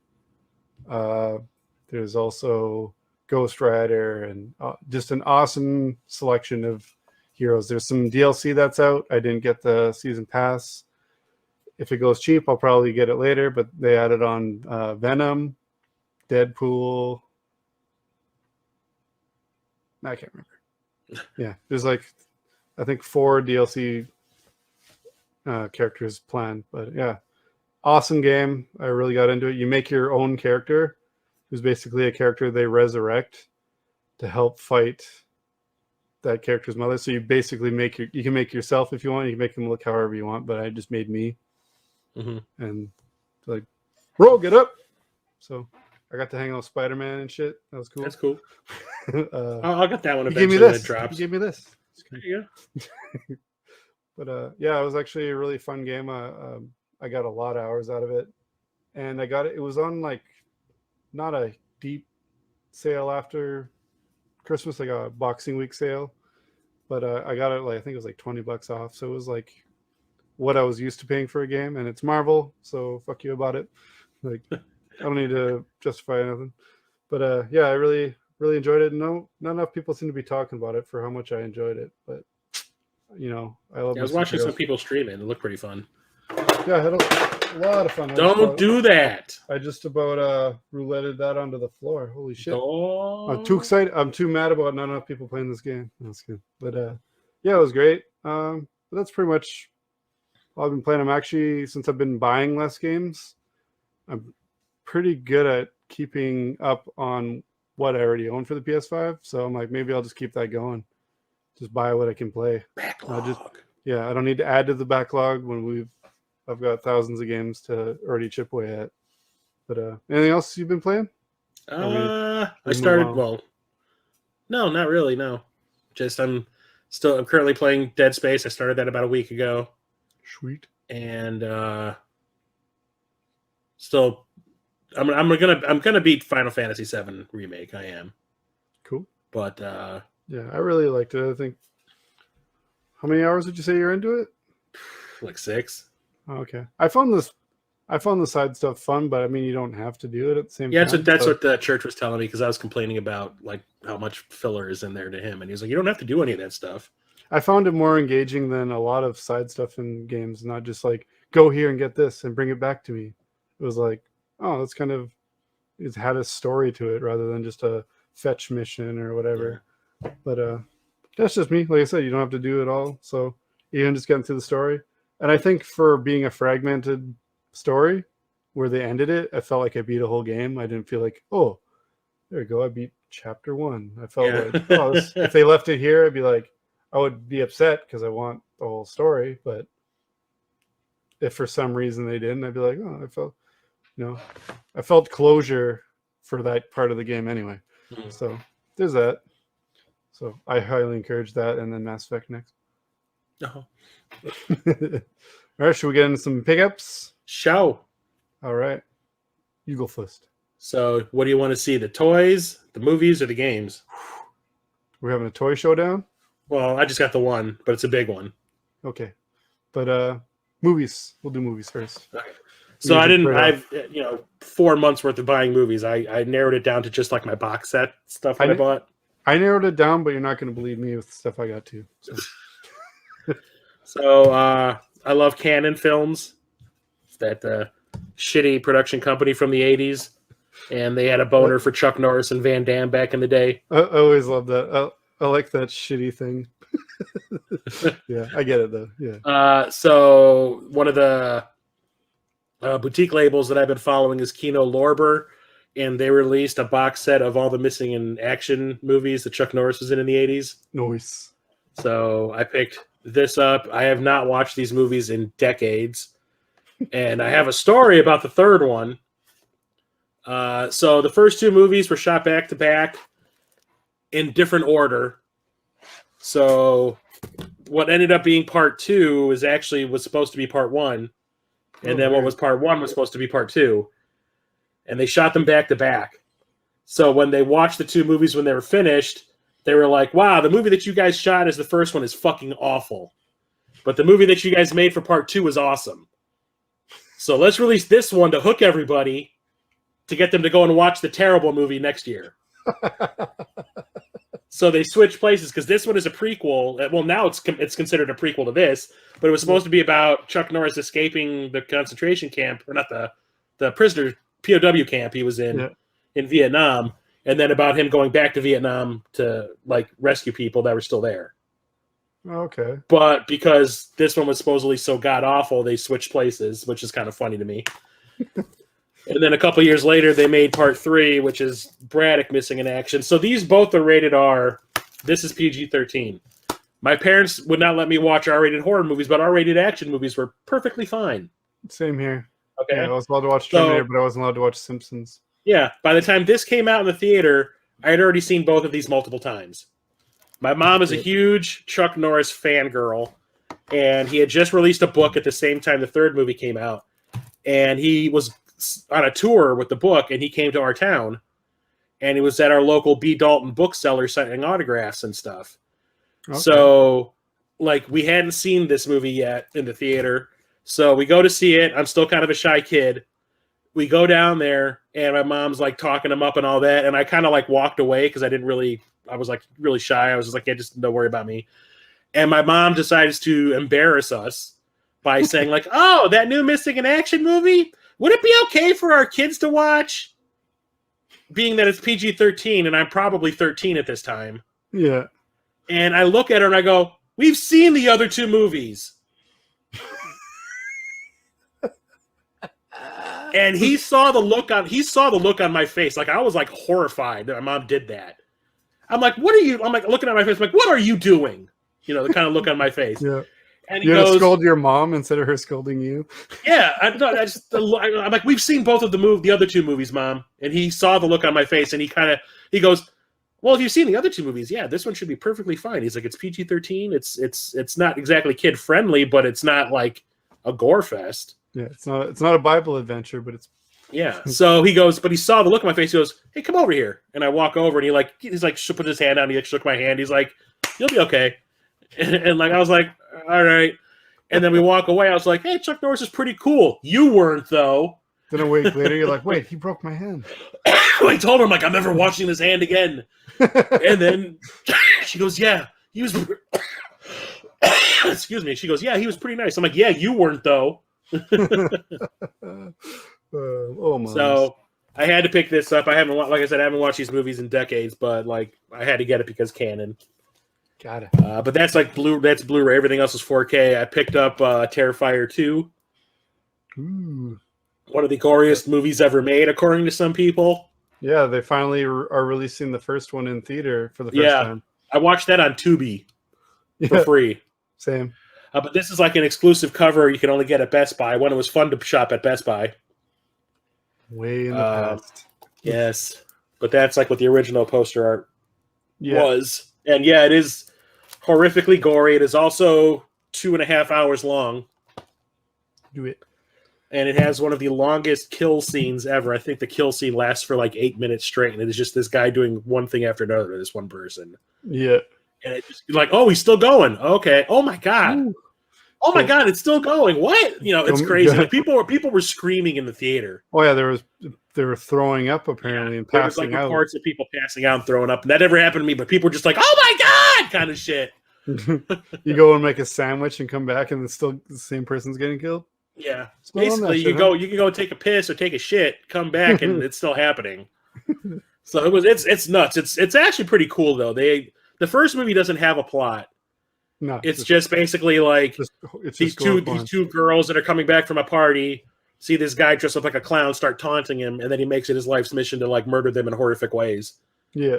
And that's all it is. This one is actually like setting up like a mythology to the whole thing, and it's trying to set up like a multiple movie arc, and it's kind of crazy.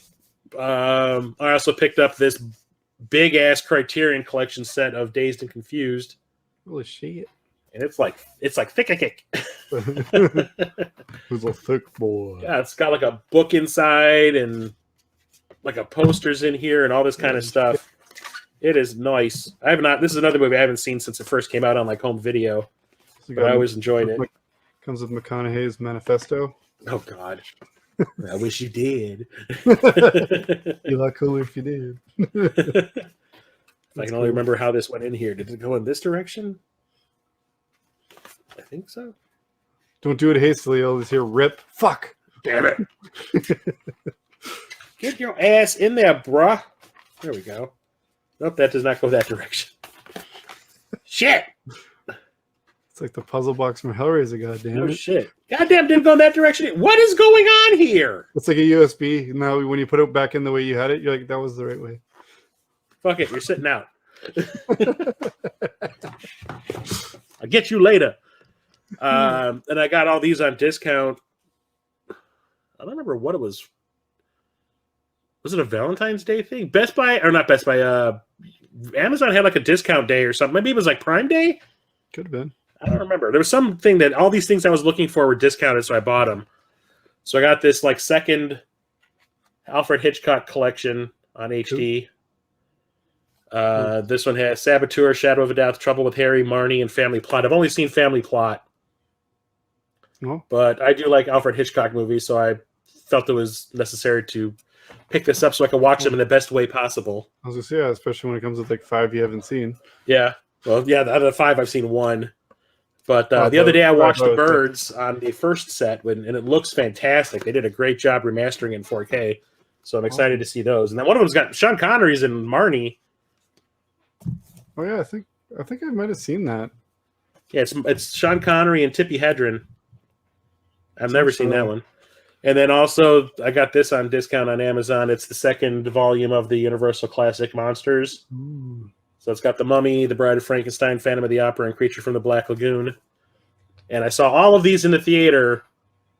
Universal for Halloween released 2 at the beginning of October and then 2 at the end of October to show off this set, how they remastered it in 4K. Mm. So the first screening they did was The Mummy and the Bride. And me and my friends went and saw that, and then at the end of the month they played Phantom of the Opera and Creature from the Black Lagoon, and we're just kind of like, yeah, okay, they're not great, but they looked fantastic. Badass. Did you grab the box set of the Dark Cinematic Universe that they were doing with the new What's one? that then? You mean The Mummy? That's it? Yeah. No. I hated that movie. I hated that Mummy movie so much. I'm so mad that he fucked that up for everybody. That was so bad. What an Like, I asshole. remember the trailers made it look rad as fuck. And then I go see it, and I was like, wow, like there are not worse. This is like Battlefield Earth bad. Yeah, I still can't. And then the last one I got on discount. I've been putting off buying this one forever because it was so goddamn expensive, but it got discounted on Amazon. So I got the Daniel Craig Bond movies in 4K. Sweet. Does that even have the newest one? Yep, it has all 5 of them: Casino Royale, Quantum of Solace, Skyfall, Spectre, and No Time to Die. Spectre was trash. Spectre is awful, and I do not like Quantum of Solace either. I didn't mind it. I think But I like Skyfall. Skyfall is probably my favorite out of them all. Funny thing is, I played the Quantum of Solace game before I saw the movie, so I liked. The game is better than the movie. I liked how the game integrated Casino Royale and made like a full story. Yeah. So 3 out of 5 movies not bad that I like in the set. Yeah, Skyfall was great. I think Skyfall's my favorite. Yeah.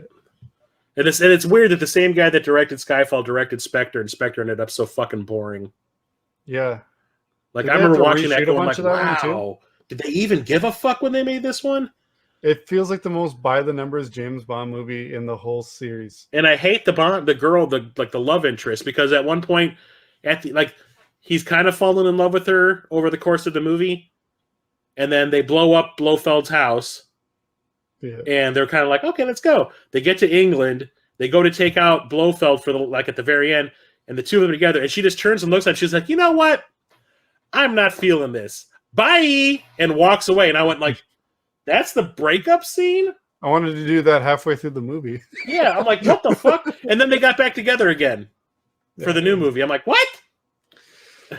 Yeah, I don't know. That's just the way she did it. She just turns to looks and goes, yeah, I'm not doing this anymore. Bye. And just walks away. I'm like, Peace out. huh? Yeah, it was Horrible writing. Yeah, it was very boring. So that's it for the movies. You want the games? Oh, I'll do my movies first. Oh, yeah, you do your movie. You do yours. I don't have boo. I don't have a lot. I haven't been picking up much. I've been basically just watching it on streaming like I did with, Wakanda Forever and all it. And I'm not buying Thor Love and Thunder, so Aw. it's going to have to be in some kind of box set like The Predator. That's the only reason I own that movie. But I was at the local like bargain store, and they had this bin with like cheap DVDs, like any store like that has, and ended up getting like first 2 volumes of the Superman animated series. Oh, that's cool. For like $10 for I remember that show being pretty fun. Yeah, like I'm not even that big on Superman, but this show was really cool. And I credit this with like being this and the Batman animated series, which is like one of the best animated series ever. But the actual like way they draw the people, it's like when they started drawing shit disproportionately, and like that's when I stopped collecting comics, because they started doing that in the comics too, where they're like, yeah, I know they've always been cartoony, but like now they feel cartoony too because of the way you're like everything's like, disproportionate and weird looking. I'm like, all right, I'm not feeling this. And I kind of that's when I got out of comics for about 10 years. And then I was trying to be good, not buy anything last time I was in Thunder Bay, but then I saw this, which is something I've always wanted. So I said, fuck you, I'm at least getting volume 1. And it's X-Men the Animated Series, volume 1 on DVD. You should. I've always wanted this. There's 5 volumes of it. They're about $20 each. That's still pretty good. They had 4 of the 5, I think. I think they had 1, 3, 4, 5, or maybe just 1, 3, 4. And I looked them up. I'm like, oh, I can actually track them down. I'm like, I know I can watch them on Disney Plus. I at least needed 1 volume for the collection, because it's what I've been saying it for years. I'm like, I wish they would put out an Spider-Man the Animated Series and an X-Men the Animated Series box set, so I can have all my very favorite childhood cartoons on at least DVD. Yeah. I've got Transformers, I've got Ghostbusters, I've got all the Ninja Turtles, I've got He-Man. He-Man wasn't even one of my favorites. I like He-Man.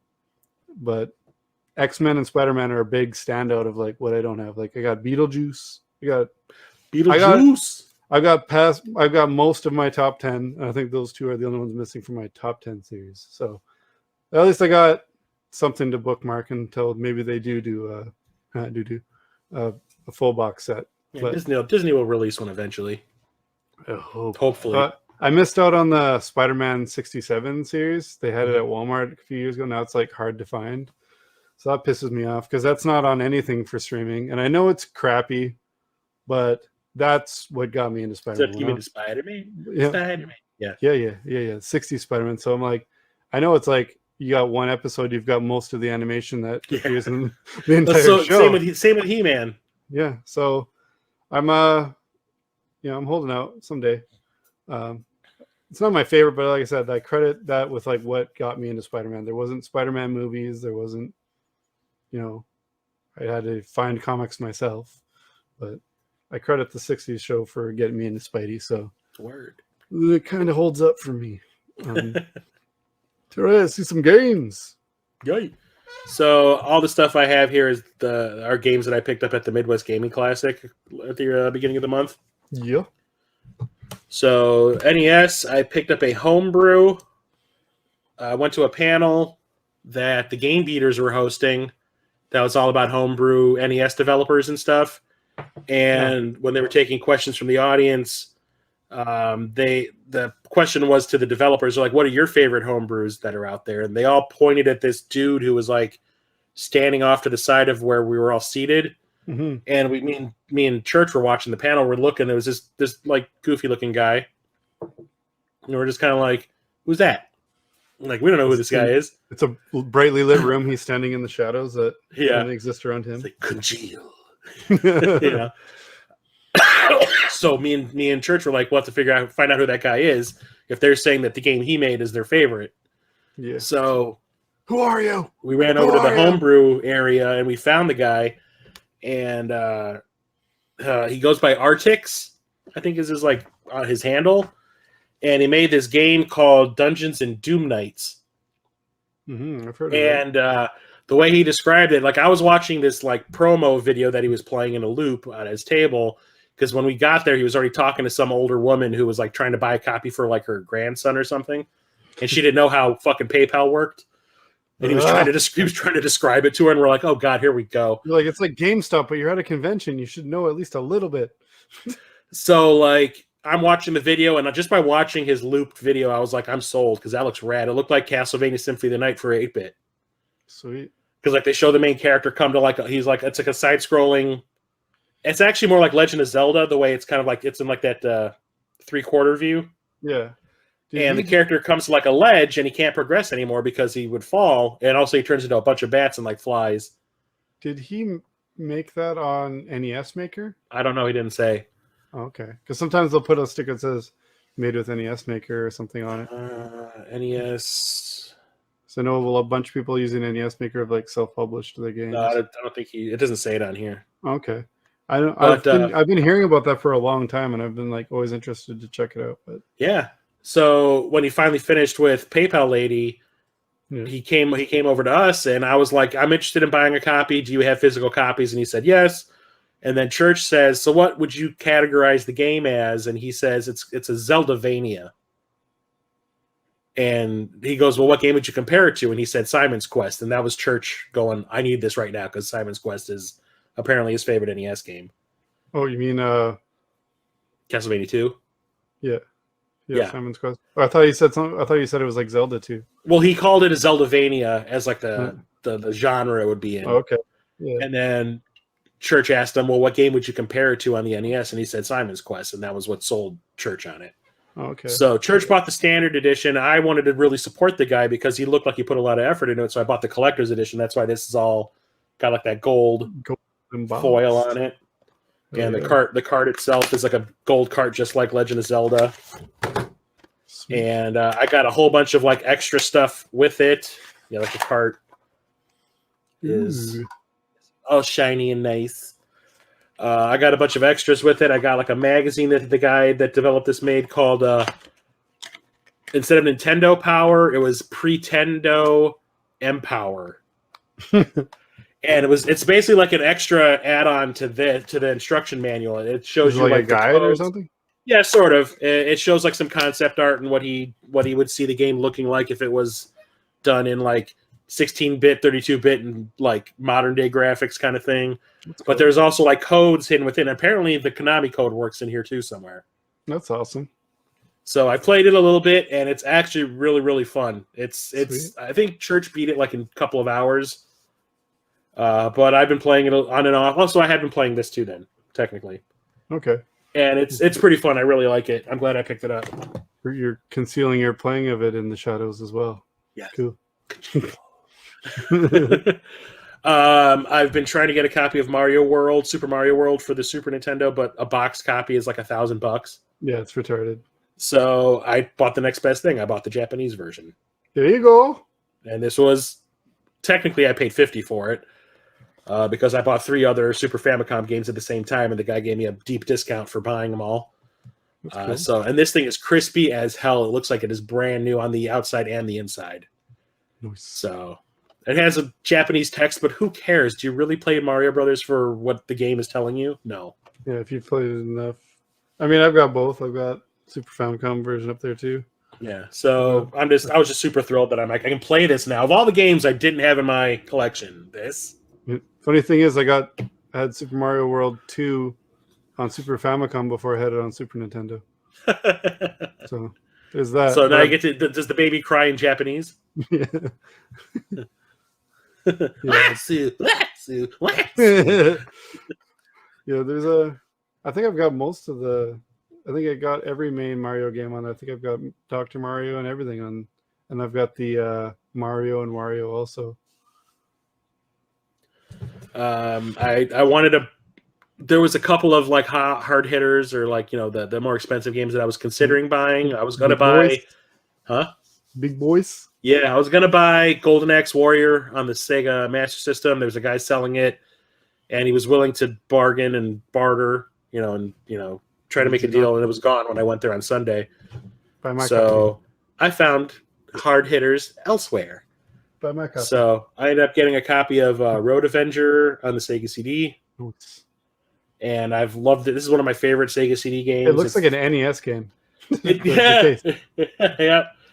But this is like one of those like an anime. It's like playing Dragon's Lair. Oh, okay. Sweet. But you're basically in a car and you get directions on where to drive and to hit the gas and hit the accelerator and hit the brakes and all that. I played this so much when I was a kid, when I first got my Sega CD. I absolutely love it. Awesome. And I've been trying to get this forever, and I never see it. This is the first time I've seen this in like 10 years. Now you'll see it everywhere. Yeah, basically. Same with one of the games I bought at the convention was San Francisco Rush, the original one. Yeah, and you didn't know there was a PlayStation version. Both Church and I both did not know that it was on the PS1, and we thought it was basically an N64 exclusive. Should ask So me. I find it for $8, and I'm like, "Hey, I didn't know this existed." And Church is like, "I didn't either." And then the next 2 tables I go to have a copy. I've never seen it in my life. Yeah. And I find it, I buy a copy, and then I see it at 2 tables after that too. I was like, "You fuckers!" Rush 2 is the best one anyway. Rush the Rock. Yeah. Oh, I love the stunt tracks in that game. Hours. I love 2049. That one's probably my favorite. I don't think I played that one, but I was just saying Rush 2 is my out of the 2 I've played. And one of the things I said at the convention was I need to buy at least one 3DO game. And there was a bunch there, but a lot of it was overpriced. And then I found Dragon Lore. Not to be confused with Dragon's Lair. No. This is an RPG, one of the very few RPGs they have on the 3DO. Oh, it actually looks pretty cool. It does. And I was not expecting to see this. I was looking for either Primal Rage, or D. Yeah. And didn't see those at all. Is it a movie type game too? Because it looks like Fire and Ice from what I can squint. No, it's like you're on, like you can see up here. You're running around in 3D space. Oh, okay. All that. But yeah, it's like there's like 4 RPGs on this console, and I have 2 of them. At 5. Yeah. I have 2 of them. So like these are hard to come by, and this was definitely. I normally see this RPGs online, and it's pretty expensive. And the table that I got this and Road Avenger from is a store that I've been to with Rocket Sauce a couple times. Oh, okay. And the way that they priced things was every game they had at their table had 2 prices on it. It was like, if you want to pay with a credit card, here's the high price. If you're going to pay with cash, here's the lower price. And since I was paying with cash, I was like, bitch, here you go. And they gave me a deal on top of it because I was buying 2 kind of expensive games. So the Sweet. owner of the store was there, and he saw me with the two in my hand, and he was just like, for the two of those, take another $30 off. I'm like, Alrighty. dang it. Hell yeah. And I still, after Don't need all me the around to get after, deals. See, told you. after I knew- all I this, knew you had the after power. all the money I brought with me, and I brought like $2,400 with me. Sweet. I still had 700 left when I got home. You really did need me there. Damn it. Yeah, and I was like, I'm putting this right back in the bank. I'm like, that never happens. I usually am out of money by the time I go home. Anybody needs some cool rims? I got some on my car. Yeah. I pre-purchased this one from TJ Kitsune. He offered this to me at the beginning of the year because in January, TJ Kitsune, Captain Algebra, Tiger Chainsaw, and Mega Mat were all supposed to come to Chicago, and we're all supposed to go game hunting. And I had this whole thing planned. And Yeah. then they're all in Wisconsin. Then that weekend, Wisconsin got hit with like 20 inches of snow. So weekend got canceled, so I wasn't able to get this until the convention. That was the first time I've seen him since I think September last year. Peace. I was kidding, And getting it. he's A long selling game. off part of his Saturn collection, so he offered this to me at a really good deal. So I got the Mortal Kombat trilogy on the Saturn. First so- copy of that, right? Yeah, First right. copy, like- I now I think have all the home versions of Mortal Kombat trilogy. I have the PS1, the N64, the Saturn, and the Gamecom. What about the other N64? The giant version. Do you have that? Oh yeah. Should I get that too? Should I get that too? Yeah, I'm looking at it right now. Hey, I love how I I see you, confused. motherfucker, just taunting me over there. I love how I confused you on your post. Yeah, I was when like, when you what? posted the picture. I was like, I didn't know you were into collecting mini cases. That's weird. And in your loose N64 game, that's odd. But You're the always big like purchase I made that would have been Golden Axe Warrior. Golden Axe Warrior ended up going to Guardian Heroes on the Saturn. A good second place, that's for sure. Yeah. I had this back in the day. It was developed by Treasure, and it is a beat 'em up, but instead of being free moving up and down the screen and all that, The lanes, yeah, there's like 3 layers of depth you can go to, kind which of is like the I Power thought Rangers really movie unique game, and fun, huh? and like the Power Rangers game. Yeah, I The guess. is it the movie game where you Is go it? in there's the background and then there's the foreground, and then also there's what's that game called? They're going on the PS4. That's like that too. Oh, Has Been Heroes. Yeah. Yeah, sort of, yeah. But I remember I had this one back in the day for my Saturn. I absolutely loved it, but it's become like kind of a sought-after title, and the prices jumped up a lot. Quite coveted. But that's why I go to the conventions. And plus, the guy cut me a deal on it too for some. I didn't have like a badge on that said I'm the old ass retro gamer or anything, because I remember every once in a while someone would be like, "Oh, I watch your channel. I'll give you a discount." Yeah. Kind of thing. Nothing like that this year. And like every time I go to a table, they'd be like I'll take $10 off, something like that. So the guy gave me a little bit off on this. You got prestige. They know you. Yeah, whatever. I ain't nobody. Those are just some of the pickups I had from the convention. I had more, but those are like the ones I think were the coolest ones. I called ahead and had them make you deals. Yeah, sure. What about you, man? What about you? No games. Aw. Only game I've gotten lately was Dead Space. I don't think I've gotten anything in a while. I said So anytime I see something on the sale, I don't get the sale because I don't have the money. Because money goes elsewhere. But fear not. I feel that soon the tide will turn. And I'll be back with a ridiculous amount of video game buying.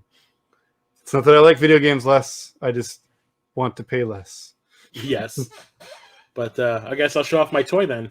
You'll see it. So I bought this prior to the Midwest Gaming Classic, and it showed up just as I walked out the door to drive to Wisconsin. This showed up on my front porch. And I was like, oh, I've got all these bags slung over my shoulder. Let's lug this huge ass thing up the stairs again. And I got this gigantic Tron faux arcade cabinet with the action figures in it. Yeah, you did. And I got this discounted. This thing was going for a huge amount of money. Is that the one that I sent you asking if you wanted it? I think when I was ordering some stuff? It might have been. Because you're like, I want it, but not for that Not price. for that price, yeah. Yeah. So I subscribed to Entertainment Earth, It's like a toy website.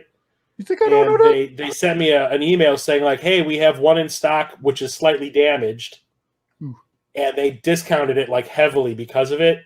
Yeah. Would you want it? And I was like, I don't care. Give it to me. And the damage is this tiny little scuff here. It's fucked. And there's kind of like a ding back here. You can kind of see it. Why a little bit But of who damage. cares? The Yeah. coolest thing about this is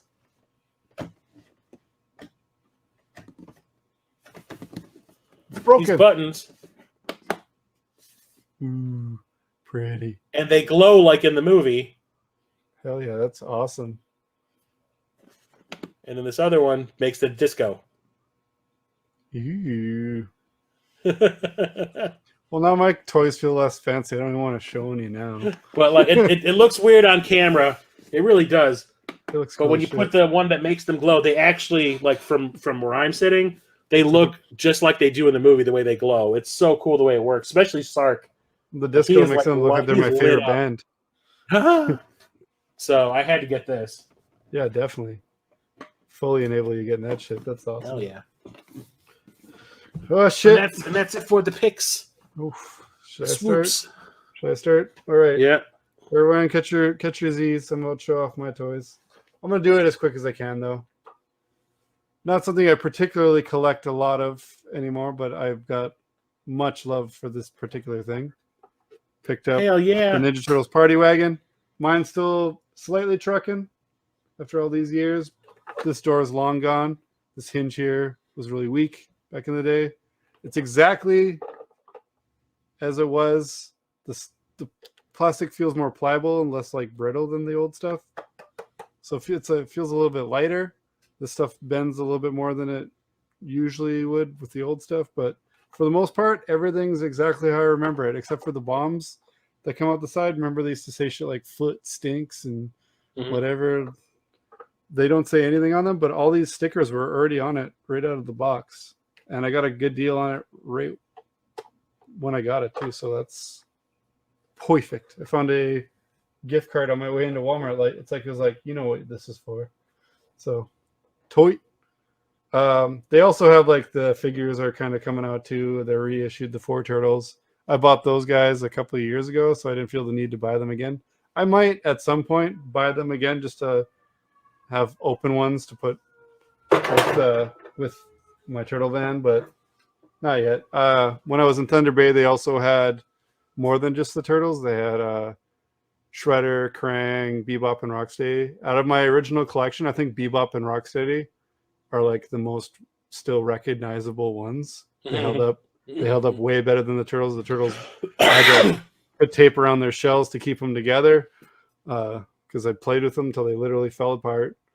But yeah, I'm just happy to have that. That's something I couldn't pass up. I missed out when I bought those other turtles. They reissued the van then. I never saw it, and then it was going for like ridiculous prices. So when it showed up, I actually behaved and I was like, I shouldn't get it because I saw it in Thunder Bay.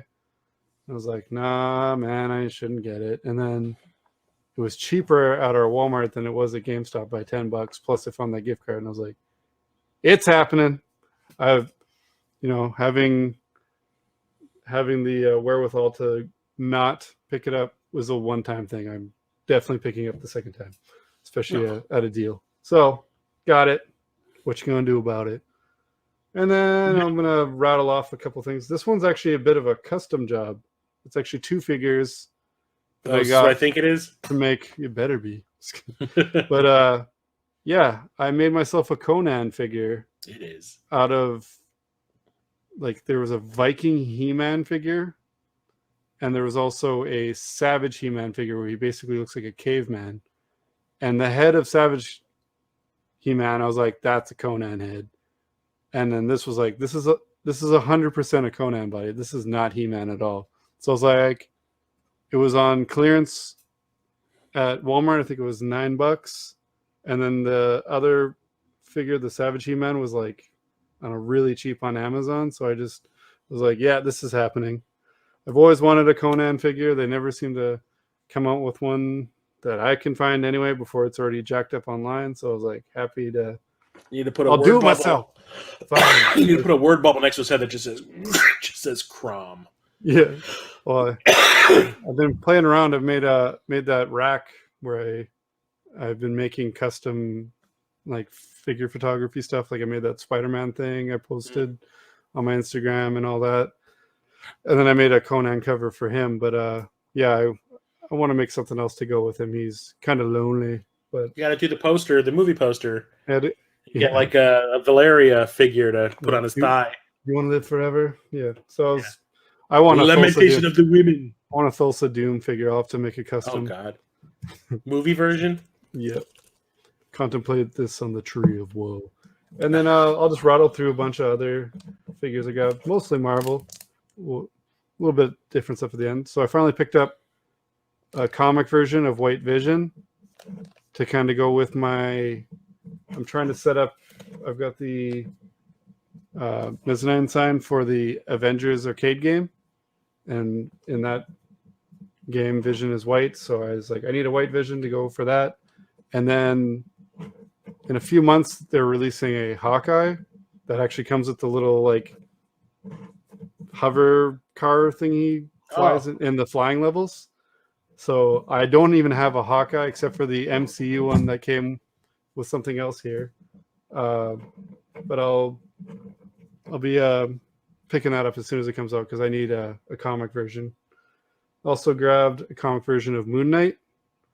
Comes this little batarang thing. I mean, moonerang, whatever the fuck you call it. And then I went to Toys R Us and they had on clearance this Black Widow, but that's not a Black Widow I know. That's more of the closer to the Black Widow from it's Deadly Origin is the comic story, but that looks more like the Black Widow from the movie Black Widow. Yep. So they were cheap enough that I bought two so I can make a comic version, what I think Black Widow should look like. And I think it looks way better. And I'm happy how that turned out. I mean, it wasn't really hard to just paint her whole outfit black, but, you know, happy to do it. I'll probably still buy the comic Black Widow. They actually announced that I think it's coming out around the same time as that Hawkeye. And then I think it was the same trip. They had the 20th anniversary Marvel Legends where they kind of released the first wave. I already have the Hulk and the Captain America that I think I showed on the last episode. And I was like, for the price they're going for, I don't want the Iron Man. But for the price I got this for, of course I want the Iron Man. So it's like the first red and gold version of Iron Man from the comics. Because before this was basically just the Mark I armor, like the big, like in the first Iron Man movie, it was basically like that. And then it was gold. And then this is what kind of became what he's known as now. Speaking of known as now, this is the Extremis armor Iron Man got from like the new Avengers wave.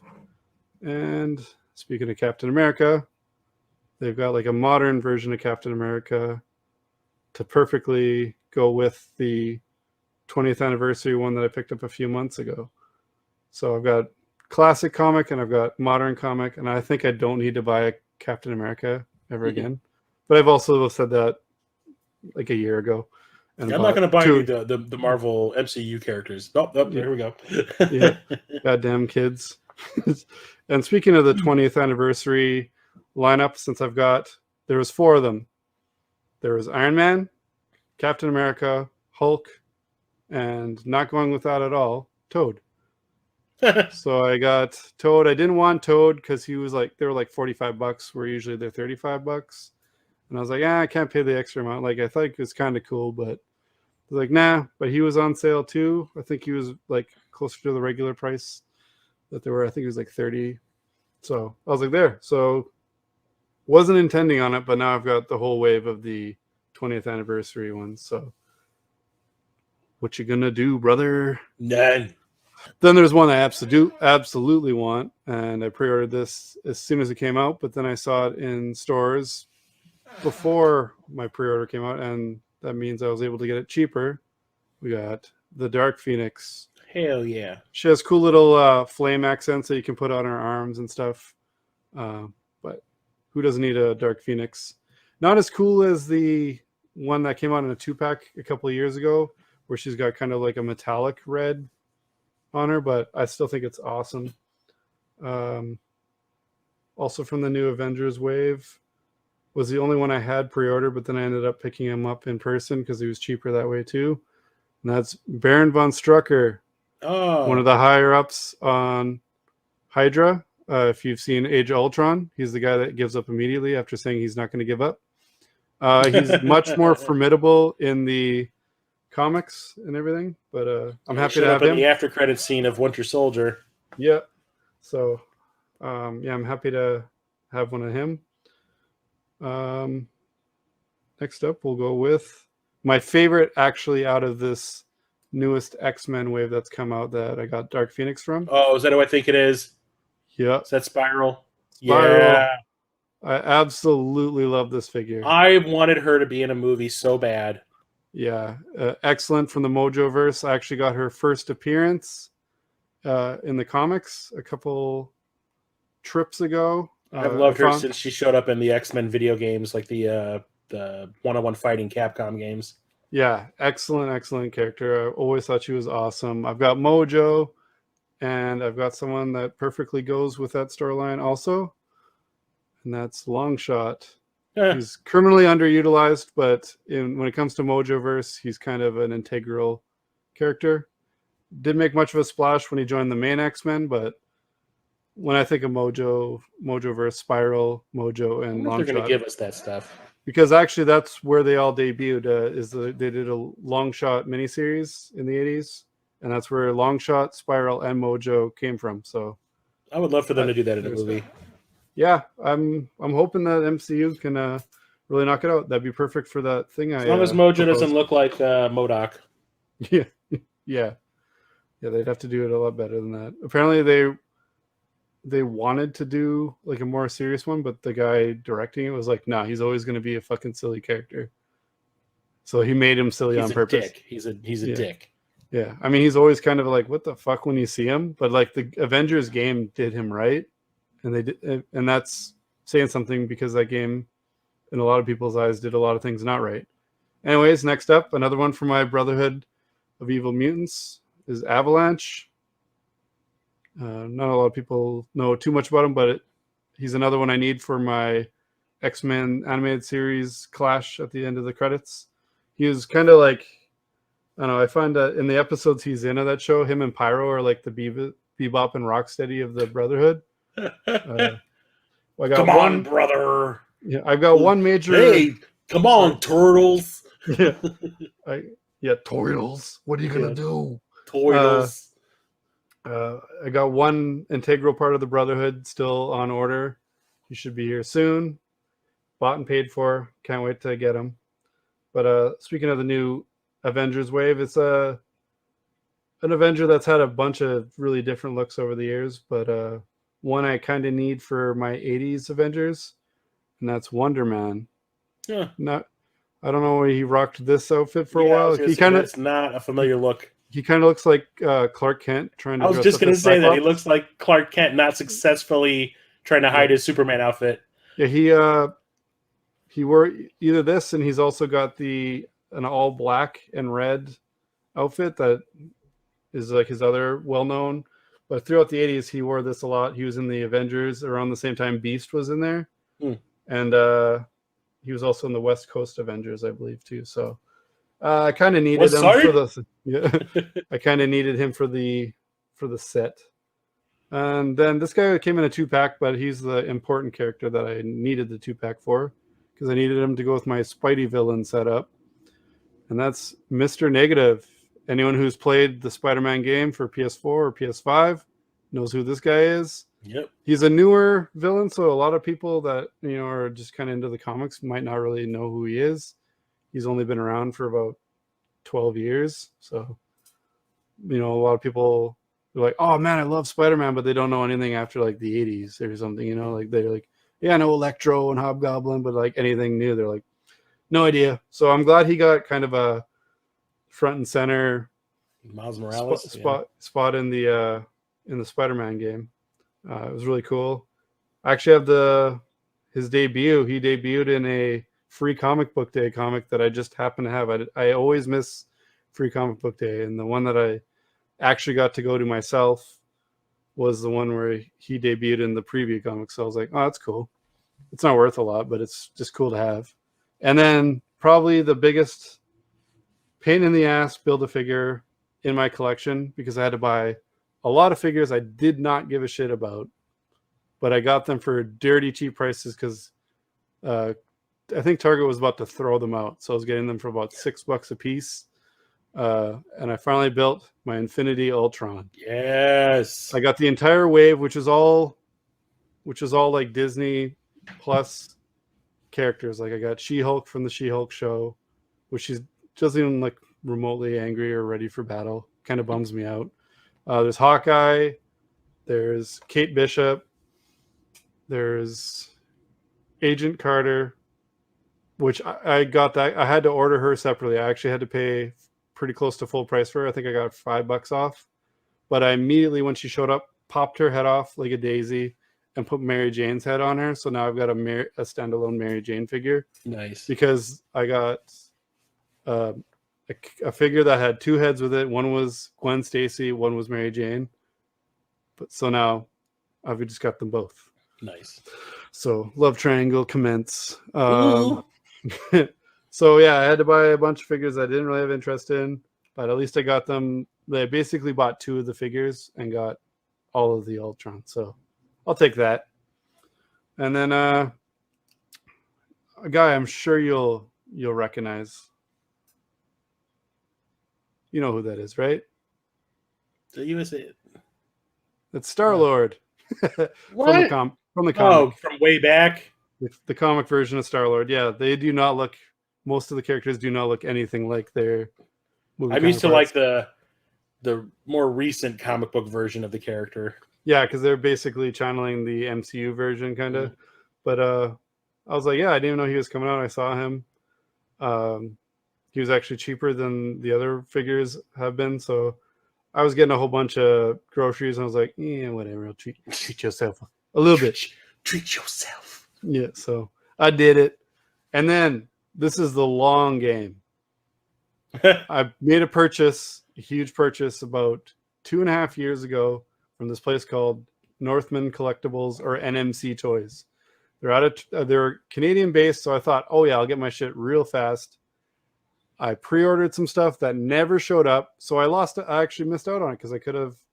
It was the first place I found that you could order it and they had the best price on it, but then they never got it. So that sucks. So then other places that I could have got it from sold out and it went up in price and I missed out. But then they let me can I get my money back for that and I'll at least get store credit and I'll just order some other shit. For the most part, I got a lot of it, but I've been waiting for 3 figures. One of them I'm not even going to show, but these guys I've since seen them on clearance. So Yeah, that's such a I've bummer sent you pictures. when you pre-order something and you see it on clearance and you're like, cool, I haven't got mine yet. But yeah, I got the Titan Joker from Arkham Asylum. This guy's a beast, but goddamn is he brittle. So, and he's got those weak bitch ankles like Killer Croc had. So yeah, he's going to be a back of the shelf guy because I don't want him doing some somersaults. And then Clayface. God damn it. It was a battle to get them to send me this. I must have sent them 40 emails. I was sending 2 or 3 a week, not getting any response. Finally, he was posting some stuff for sale on the Facebook page, and I finally just blasted him on there like, hey, how about send me my shit I paid for? And then he finally like the next day I got all of a sudden, shipping label has been printed. Your item's been shipped. I was like, sometimes being a dick is the only way. It's taking the civil, please ship my items. Please ship my items. Getting nothing. So sometimes you just got to be a dick. I don't like to be a dick. Because I think I sent you a picture of the Titan Joker. Yeah, and I was like, I found at Target. I was like, oh, I should be getting mine any day now. It's in stock there, so they should be shipping it out. And then they're like, it's actually in a locker. And I was like, that wasn't an option when I bought these items. I don't even see a thing to add anything to a locker. If it's in a locker, get it out of the locker and send it to me. Like, places like Big Bad Toy Store do a locker system Mhm. where they'll basically hold an item until you can pay for it, or you can pay for it and then be like ship it whenever. But they usually don't charge you until they ship things. So it's Yeah. basically like a way of going, I don't got the money, but I don't want to miss out. It's a cool thing to do. But I'm like, why would I want you to hold things that I've paid for 2.5 years ago? Yeah, Send no me my shit. shit.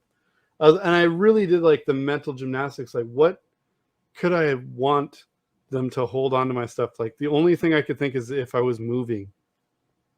And I was like, oh, wait to ship it. But then at the same time, why would you order shit when you're moving? Yeah.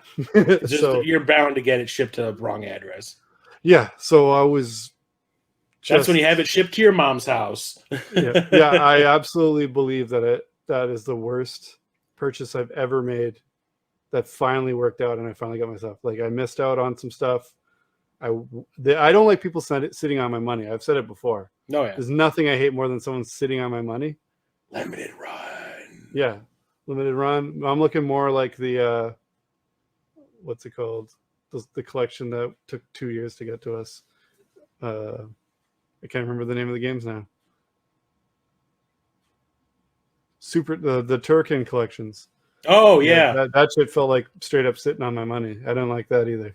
That was But, bullshit. All for some shitty artwork. Yeah. But yeah, that's it. That's 4 months. Actually, it wasn't too long, I don't think. So, everyone wake up. We're gonna do Tom and We're Lacey, talk- wake up. yeah, we're gonna talk about Peter, wake up. Yeah, we're gonna talk about our backlog roulette game from last Hell time. yeah. What'd you get and did you play it? I did. I got Okami, Yeah. and I remember talking about it at the end of the last episode, saying, like, I own this on 3 consoles. Because I have the Wii version, the PS2 version, and the Xbox One version. And Church was like, just play the Xbox One version. You'll get some achievements. We are brothers, because I think that's exactly the same 3 that I own. And even though we recorded that episode back in December, I didn't play this until today. So you beat it. No, Just kidding. but I'm going to continue. I'm going to continue playing it because in the space of playing this for, I think, about 3 hours today, I got further than I've ever gotten in it the other times I've tried to play it. Okay, so And it it is gripped you more. really fun. Like, I'm like, why did I not continue with it back in the day? I mean, I remember why I stopped playing the Wii version was because I hated the Wiimote thing. I was like, I think the PS2 version had some camera issues. I remember that was the one that I remember I played the most until I played this, and I was like, this is kind of cool, but I gave up on it for whatever reason. Okay. My throat's going dry. But today I was playing this, and I was like, why did I stop playing this? Yeah, it's a beautiful game. Yeah, well, it does have issues. So don't get me wrong, I love cell shading, like the style. I think it's great. It's used great here, but I don't know if it was something in the translation from like the PS2 version to like an HD version, but whenever there's a cutscene, your character, every character, it's like the lines that make up the character's outline are constantly shifting. Oh, So your character is like doing this all the time. And my headphones flew right off. And it is super distracting and like annoying, and it started to give me a headache. Like, you look at the main character, and it's like his head is going like all the time. And it's like it's almost like a blur. Even his teeth are moving at some weird thing. That is weird. And I'm like, I don't know. Like, and I went into the options, and there's like a filter option, and there's like a high, mid, and like low. And I even moved it to low, thinking that might fix something, and that's not what it was. Oh, weird. And it's just like, it's really distracting. Like, every time there's this cutscene, it's like that. When you're playing the game, it's fine, but like whenever something's happening, it's just like, wow, this is so like disorienting and distracting. I'm like, I hate it. Yeah, it sounds terrible, actually. Yeah, it's like, I'm like, what did they do? Like, it just maybe just didn't translate to HD very well. Yeah. Yuck. So, but outside of that, it is beautiful. I love the music. I love the gameplay. I love the whole paint aspect of it. It's really fun, and I'm really liking it. Like, stupid shit like, hey, feed the little animals and you'll get some love kind of thing. Yeah. It's really enjoyable. I'm going to keep on playing it alongside Dead Space. So when Dead Space gets too dark, I'll play this because this is happy. Now I can sleep at night. Yeah. Awesome. Well, I got Last Action Hero. Oh yeah, I remember this. I remember I gave you shit too. Yeah, it was pretty challenging, but not overly like terrible. I remember the characters being like super bullet spongy, like you just keep on punching and punching and punching and punching and nothing happens. Yeah, it was a bit of that. Yeah, they were a little bit. Yeah, it was kind of a pain. You're like, you're just a regular ass guy. Lay down. Go sleep. You're a thug. Go sleep. You're not Venom. You're a thug. Yeah, yeah, exactly. So, but aside from that, and the characters are pretty big too. Yeah. Like so you kind of don't see what's going on the edge of the screen as much as like some other games like this. But overall, I probably stayed with it more because it was an Arnold property. But I didn't hate it, but I didn't love it. It was just kind of oh good, I'm done it. Yeah. But yeah, The NES version's probably better. I'll have to keep an eye out. Yeah. I remember I got this for like $6, so Yeah. That's I probably definitely got my worth. money's worth out of it. Yeah. But I liked it for what it was. It wasn't the best. It was, if I'm like weighing it against my other backyard backlog roulette things, I'd say it's probably one of my least favorite. But that's going up against some pretty awesome games. So just hoping we get something better this time. Are you ready? Hang on, I'm bringing up my. Oh, I said, are you ready? Trying to find it. Oh, here it is. Okay, you can bring it up while I spin anyway. Yeah, do it. All right. Let's get it going. Oh, God.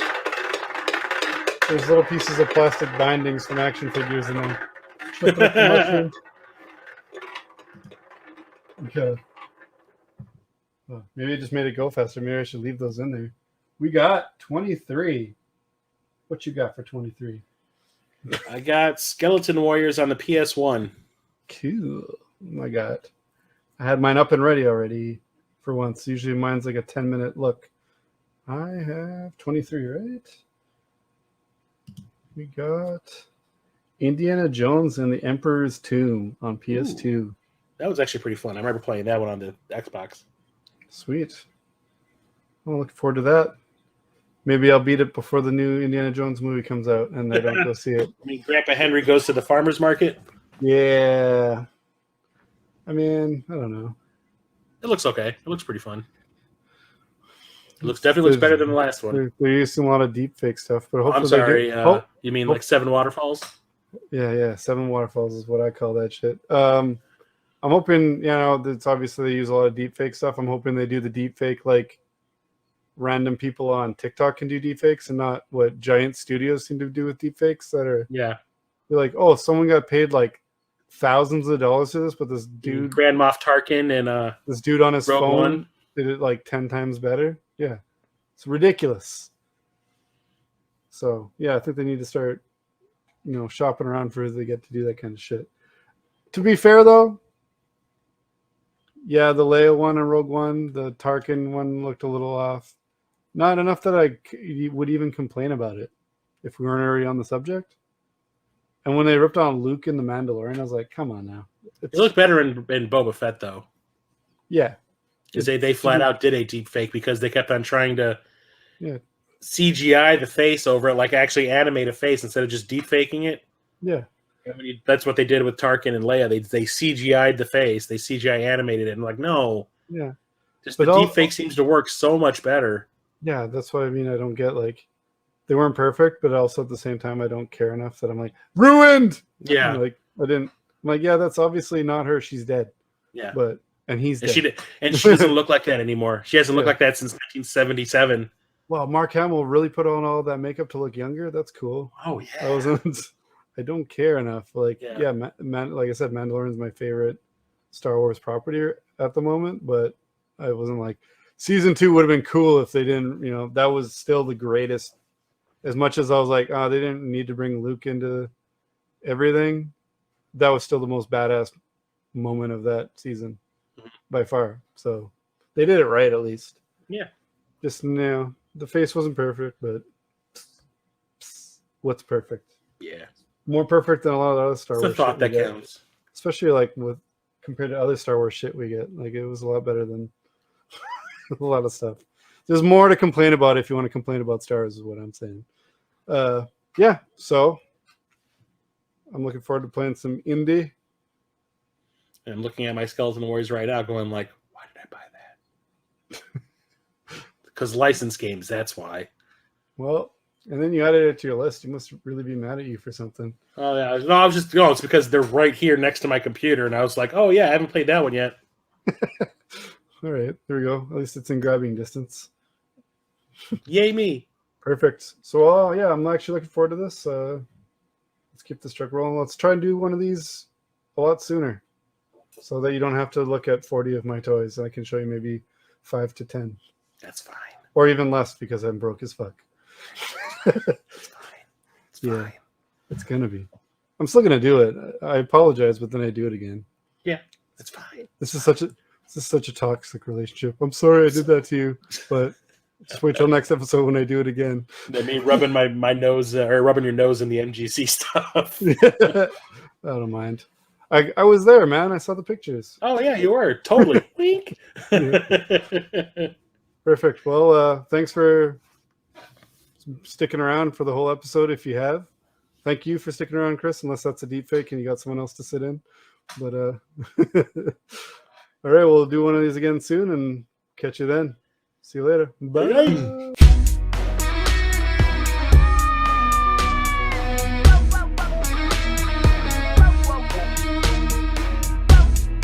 Hasta la vista, baby.